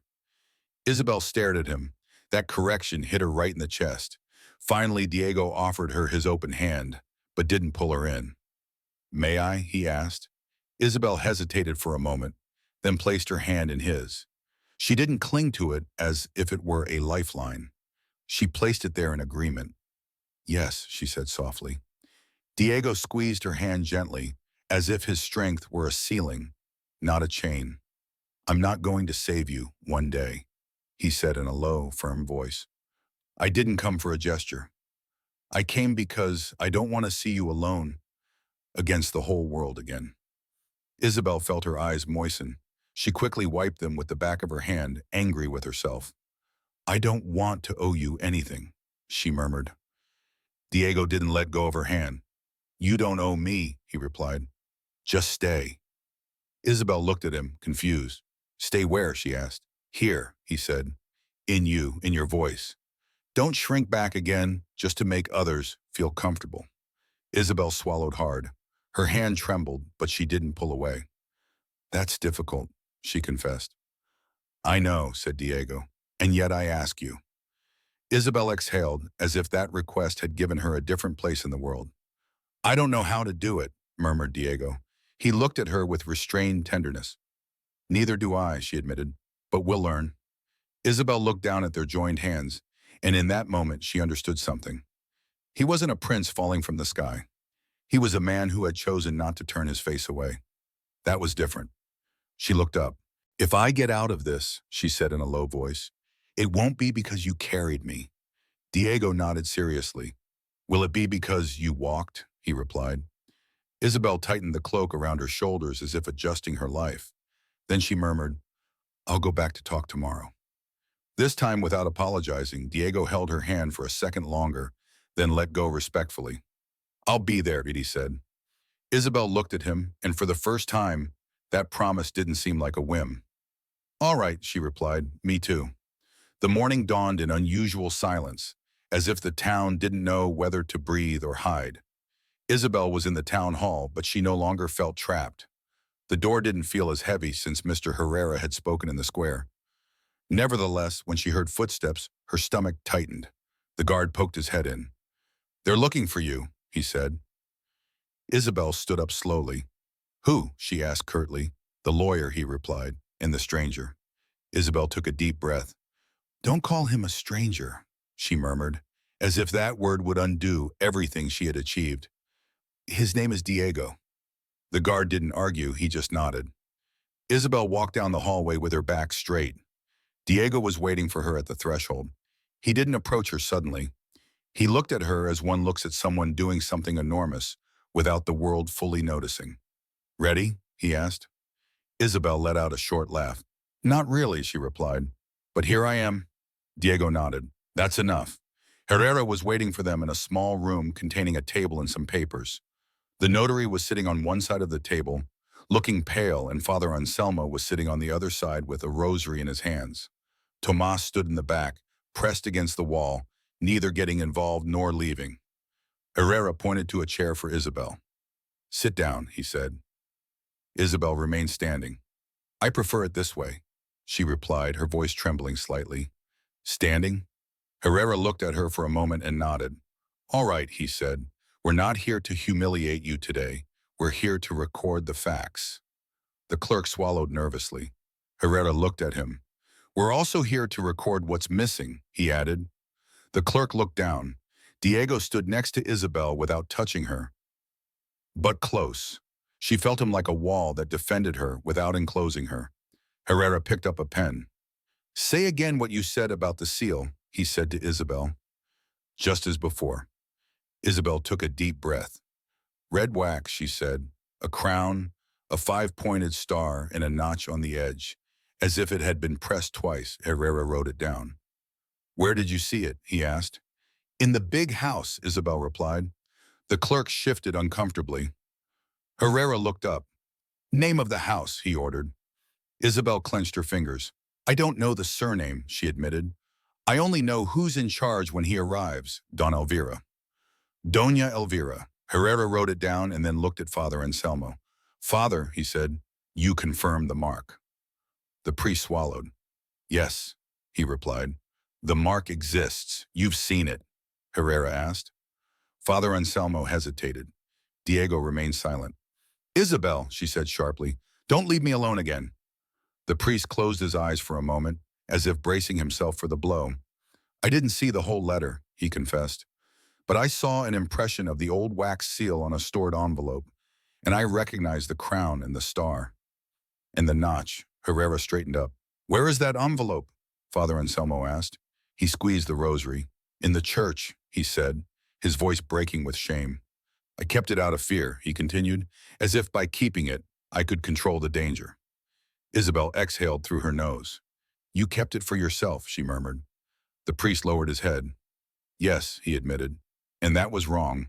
Herrera did not waste time with reproaches. Bring it, he ordered. Father Anselmo stood up now. Diego took a step forward. I'll accompany him, he said. Herrera looked at him appraisingly. Go, he replied.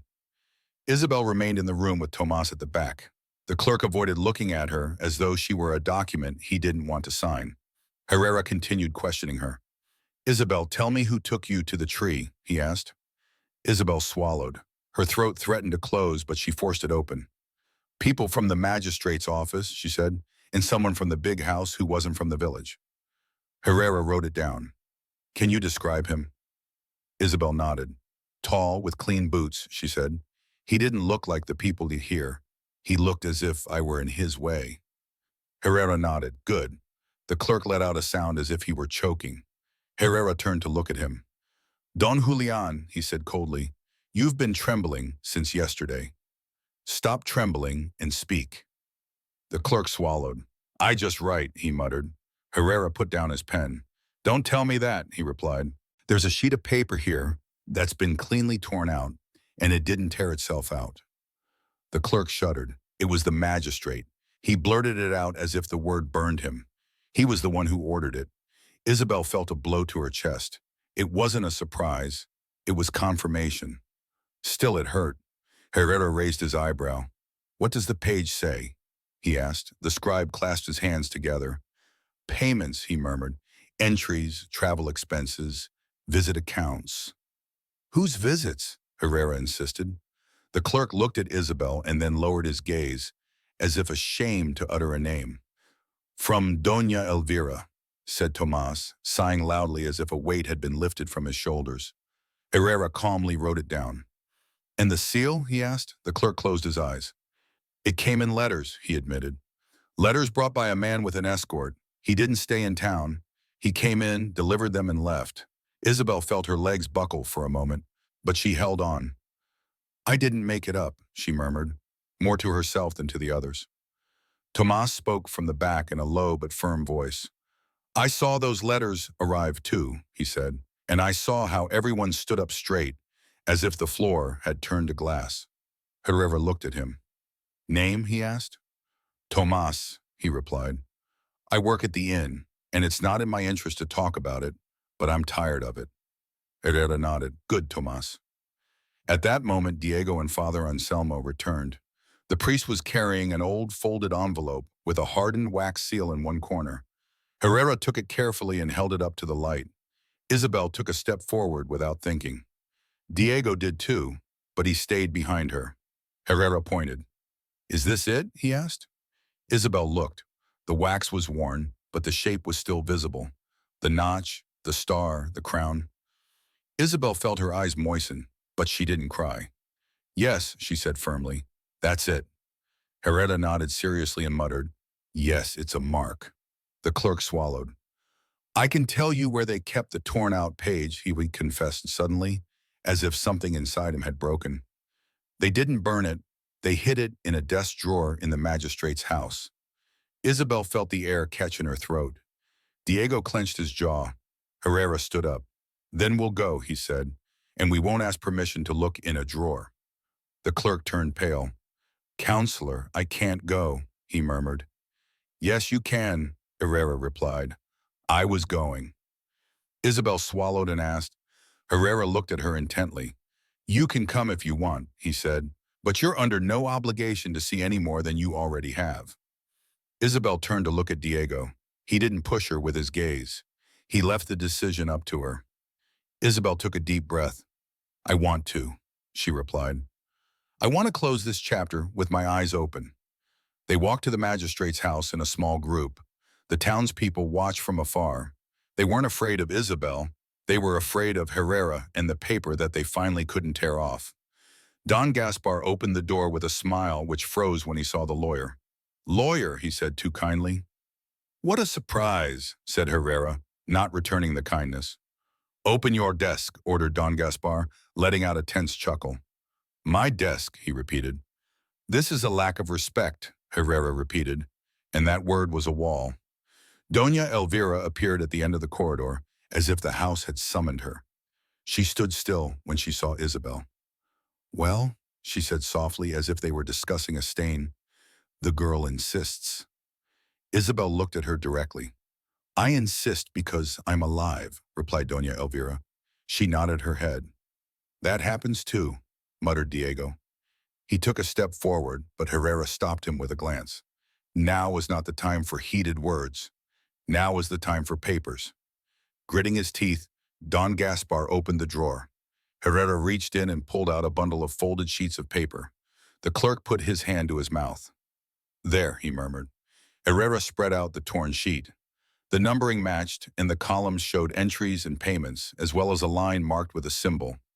In the margin, there was a crown and star in ink as an internal mark. Isabel felt the world shaking beneath her.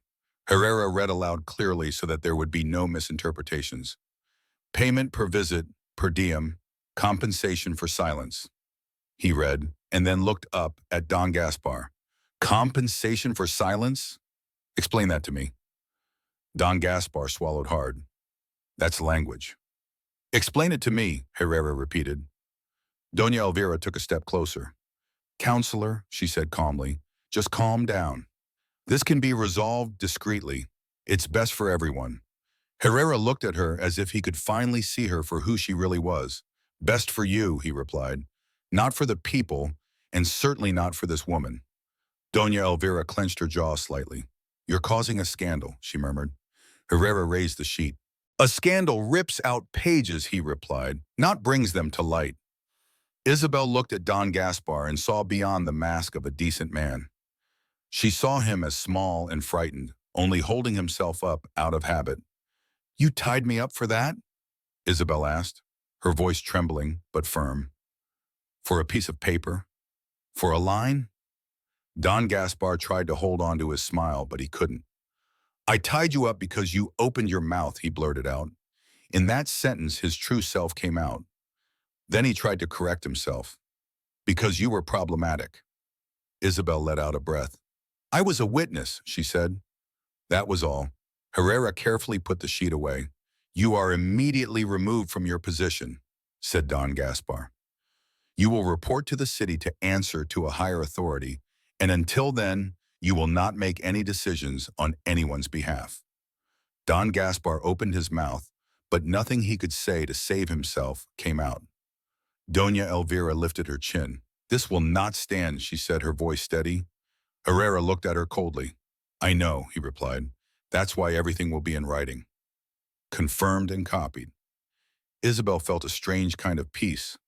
Not joy yet. It was the peace that comes with knowing that it was no longer a rumor. Back at City Hall, Herrera dictated clear measures. Isabel was granted formal protection while the case was brought to trial. Father Anselmo signed as a witness. Tomas signed too. The trembling clerk signed as well. When it was all over, the room emptied. Isabel stood alone for a moment, staring at the table. Diego approached her carefully as if he didn't want to scare her. It's over, he said quietly. Isabel let out a laugh that sounded like stifled crying. Not yet, she replied. The town still has to see me differently. Diego shook his head slowly. That takes time, he said. But today, they can't call you a liar without swallowing the leaf. Isabel looked at him. And you? She asked. What will they say about you? Diego took a deep breath. That I meddled where I shouldn't have, he replied. Then he smiled slightly. This time, I don't care. Isabel felt her chest tighten. I don't want to be your downfall, she murmured. Diego took another step closer without invading her personal space. You were my awakening, Isabel corrected, blinking. That sounds dangerous, she said. For the first time in days, there was a different spark in her voice. Diego held her gaze. It is, he admitted, because I can't pretend anymore. Isabel swallowed. Pretend what? Diego asked. She lowered her voice as if confessing something that shouldn't be said in public. That what I feel for you is only compassion, she said. Isabel stood still as if the air had stopped moving. Diego murmured, his voice small. Don't tell me things you can't back up. Diego shook his head. I can, he replied, and I want to. Isabel clenched her fingers. I'm a peasant, she said, as if that were a stone wall. I don't belong in your world. Diego looked at her with gentle firmness. Your world has taught me things that mine never did, he replied. Isn't that true? Isabel exhaled, trembling. What about the court? She asked. What about your rules? What about those who command you? Diego took a deep breath. I was born with a place, he said, but today I realize that it's useless if I only use it for myself. Isabel looked at him suspiciously, hurt by what he had said. What if you regret it tomorrow? She blurted out. That was her greatest fear. What if you go back to your life tomorrow and leave me with the shame again? Diego moved a little closer. He didn't touch her. He just looked down at his scarred hands. If I leave you, he said, I'm also leaving myself, and that would make me ashamed. Isabel felt her throat close up, but not from fear, but from emotion. Diego finally extended his open hand. I'm not asking you to believe my words, he said. I'm asking you to look at me and decide. Isabel looked at his hand. It wasn't now a demand. It was an invitation. She looked up. I choose not to kneel, she said firmly. Diego smiled with some relief. That's what makes me fall in love with you, he replied. Isabel felt a nervous laugh escape her.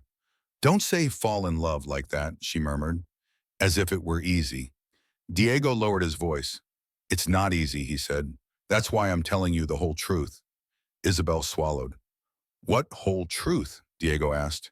He took a deep breath, as if finally letting go of the last veil. I'm not just any stranger, he said. I'm Diego de Borbón y Mendoza. Isabel stood motionless. The silence became heavy. That, she murmured, as if her mind couldn't comprehend it. That can't be. Diego nodded. Yes, he said, and that's why this is going to shake things up even more than they already have. Isabel felt dizzy and held onto the table. Then she whispered, they're going to hate me even more.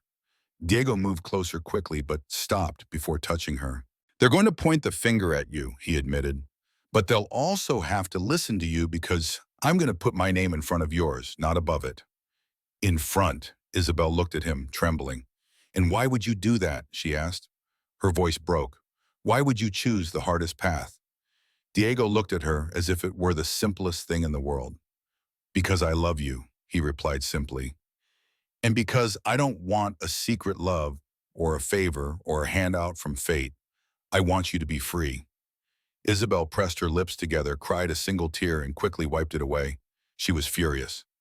I don't know how to love like that, Diego confessed. He lowered his voice. We learn, he said, but on one condition. Isabel looked at him. What is it? Diego took a breath. That you never ask permission to exist again, he said, and that you let me walk with you, not in front of you. Isabel let out an I am that hurt, but it was clean. I felt so small, she murmured. For so long, I had forgotten what it felt like to stand up. Diego raised his hand slowly, asking for permission with a gesture. Isabel looked at him for a moment and nodded slightly. He touched her cheek gently, as if it were something sacred and fragile that he might break if he touched it too hard. You're standing, he said. Isabel closed her eyes for a moment. She rested her hand on his, not to steady herself, but in response to him. Then listen to me, she said, opening her eyes. And I don't want to be a secret. I don't want to be a shadow in your life. Diego nodded. You won't be, he replied. Isabel swallowed. But I also don't want you to rescue me and then act like you've done me a favor, she added harshly. Diego smiled slightly. If anyone says that, he replied, they're getting to know me for the first time. Isabel let out a small laugh through her tears. You're stubborn, she murmured. And you're brave, he replied. Isabel lowered her voice. Then trembling, she said, if you're going to choose me with words, not just looks. Diego stood up straight as if preparing to swear an oath. Isabel, he said, I'll be clear. I want to marry you. Isabel opened her mouth, but no sound came out. The word marry hit her like a bell, not because she was ambitious, but because she couldn't believe it. It's a war in the living room, she murmured. Diego smiled gently and ironically. Let them come with their words, he said. I have already learned that words can be fought with too. Isabel looked at him, searching for a trap. And if they refuse you, she asked, what if they force you to do something else? Diego held her gaze. Then I'll fight with papers and permits, with everything I have. But I'm not going to let you go, he replied. Isabel took a deep breath then, as if breaking an internal chain, said, I choose you too. The words came out with a strength she didn't know she had. It's not because of who you are. I choose you because when you saw me, you didn't turn away. Diego looked at her as if those words had changed him. That is what he said excitedly. It's the only thing I want to deserve. Attorney Herrera came back in, clearing his throat discreetly. He saw them and understood more than he asked. Sir, he said, looking at Diego with formal respect, everything is ready to leave for the city. The file is coming with me, as is the case. Isabel tensed. Are you going to take me away? She asked, that old fear resurfacing. Herrera looked at her seriously. No one is going to take you away like a thing, he replied. If you decide to go, you will go as a protected witness. If you decide to stay, legal protection will be assigned here. But frankly, your voice carries more weight in the city. Isabel turned to look at Diego. He didn't speak on her behalf. He just waited. Isabel took a deep breath. I'll go, she said, not to persecute them, but to bring this to a proper conclusion so that it doesn't happen to someone else. Herrera nodded. Good. Father Anselmo approached with reddened eyes. Isabel, he murmured, I'm sorry. Isabel looked at him for a long time. The wound remained, but something had changed. Don't ask me to forgive you today, she replied, but I will tell you one thing. Never use God as an excuse to silence people again. The priest nodded humbly. I won't, he promised. Tomas approached, looking nervous. If you go, he said, I can look after the inn and let you know if anything happens. Isabel looked at him gratefully. Thank you for speaking up, she said simply. Tomas nodded and looked down, as if embarrassed to be looked at. Days later in the city, the case proceeded as it should, with copies, signatures, and the seal of authority. Don Gaspar was removed from office and prohibited from holding public office while the case was ongoing. Doña Elvira was forced to make a written statement, and her local influence was curtailed. She could no longer visit towns as if they were her own. The clerk was placed under supervision, and an official copy of the record book was made. There were no shouts or blows, just the weight of the law finally falling where it should. When Herrera announced to Isabel that her name had been cleared, she remained silent. Are you okay? Diego asked her. Isabel swallowed.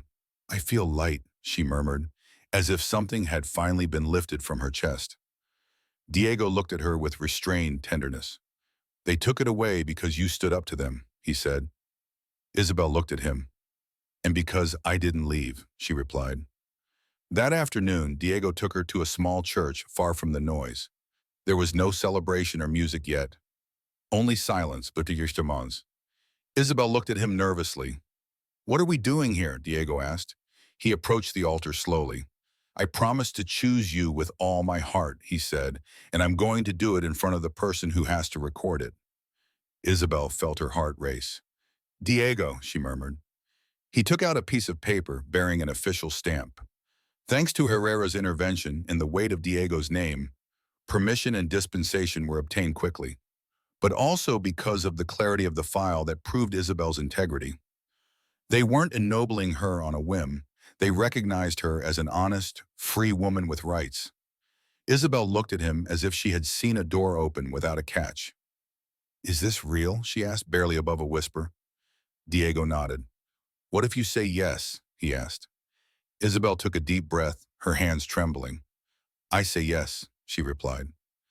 The priest who received them did not give long speeches. He asked only what was necessary.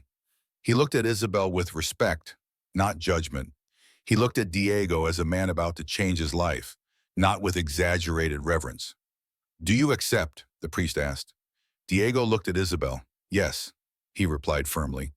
The priest looked at Isabel again. She could picture the dry forest in her mind's eye again. The tree, the rope, the thirst, and then Diego's voice at the door. Your life, said Isabel, lifting her chin. Yes, said Clara. I accept.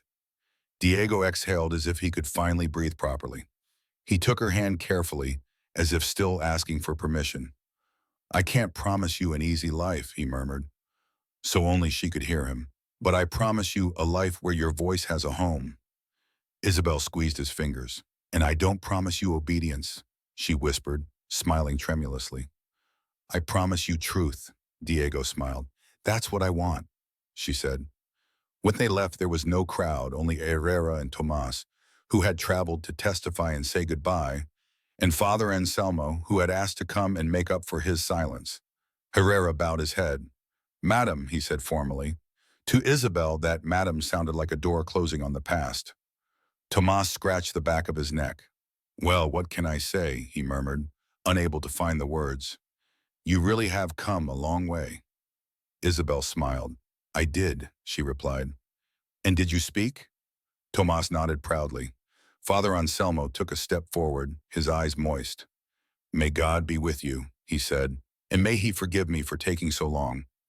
Isabel looked at him and, without promising what she didn't truly feel, replied, May courage be with you.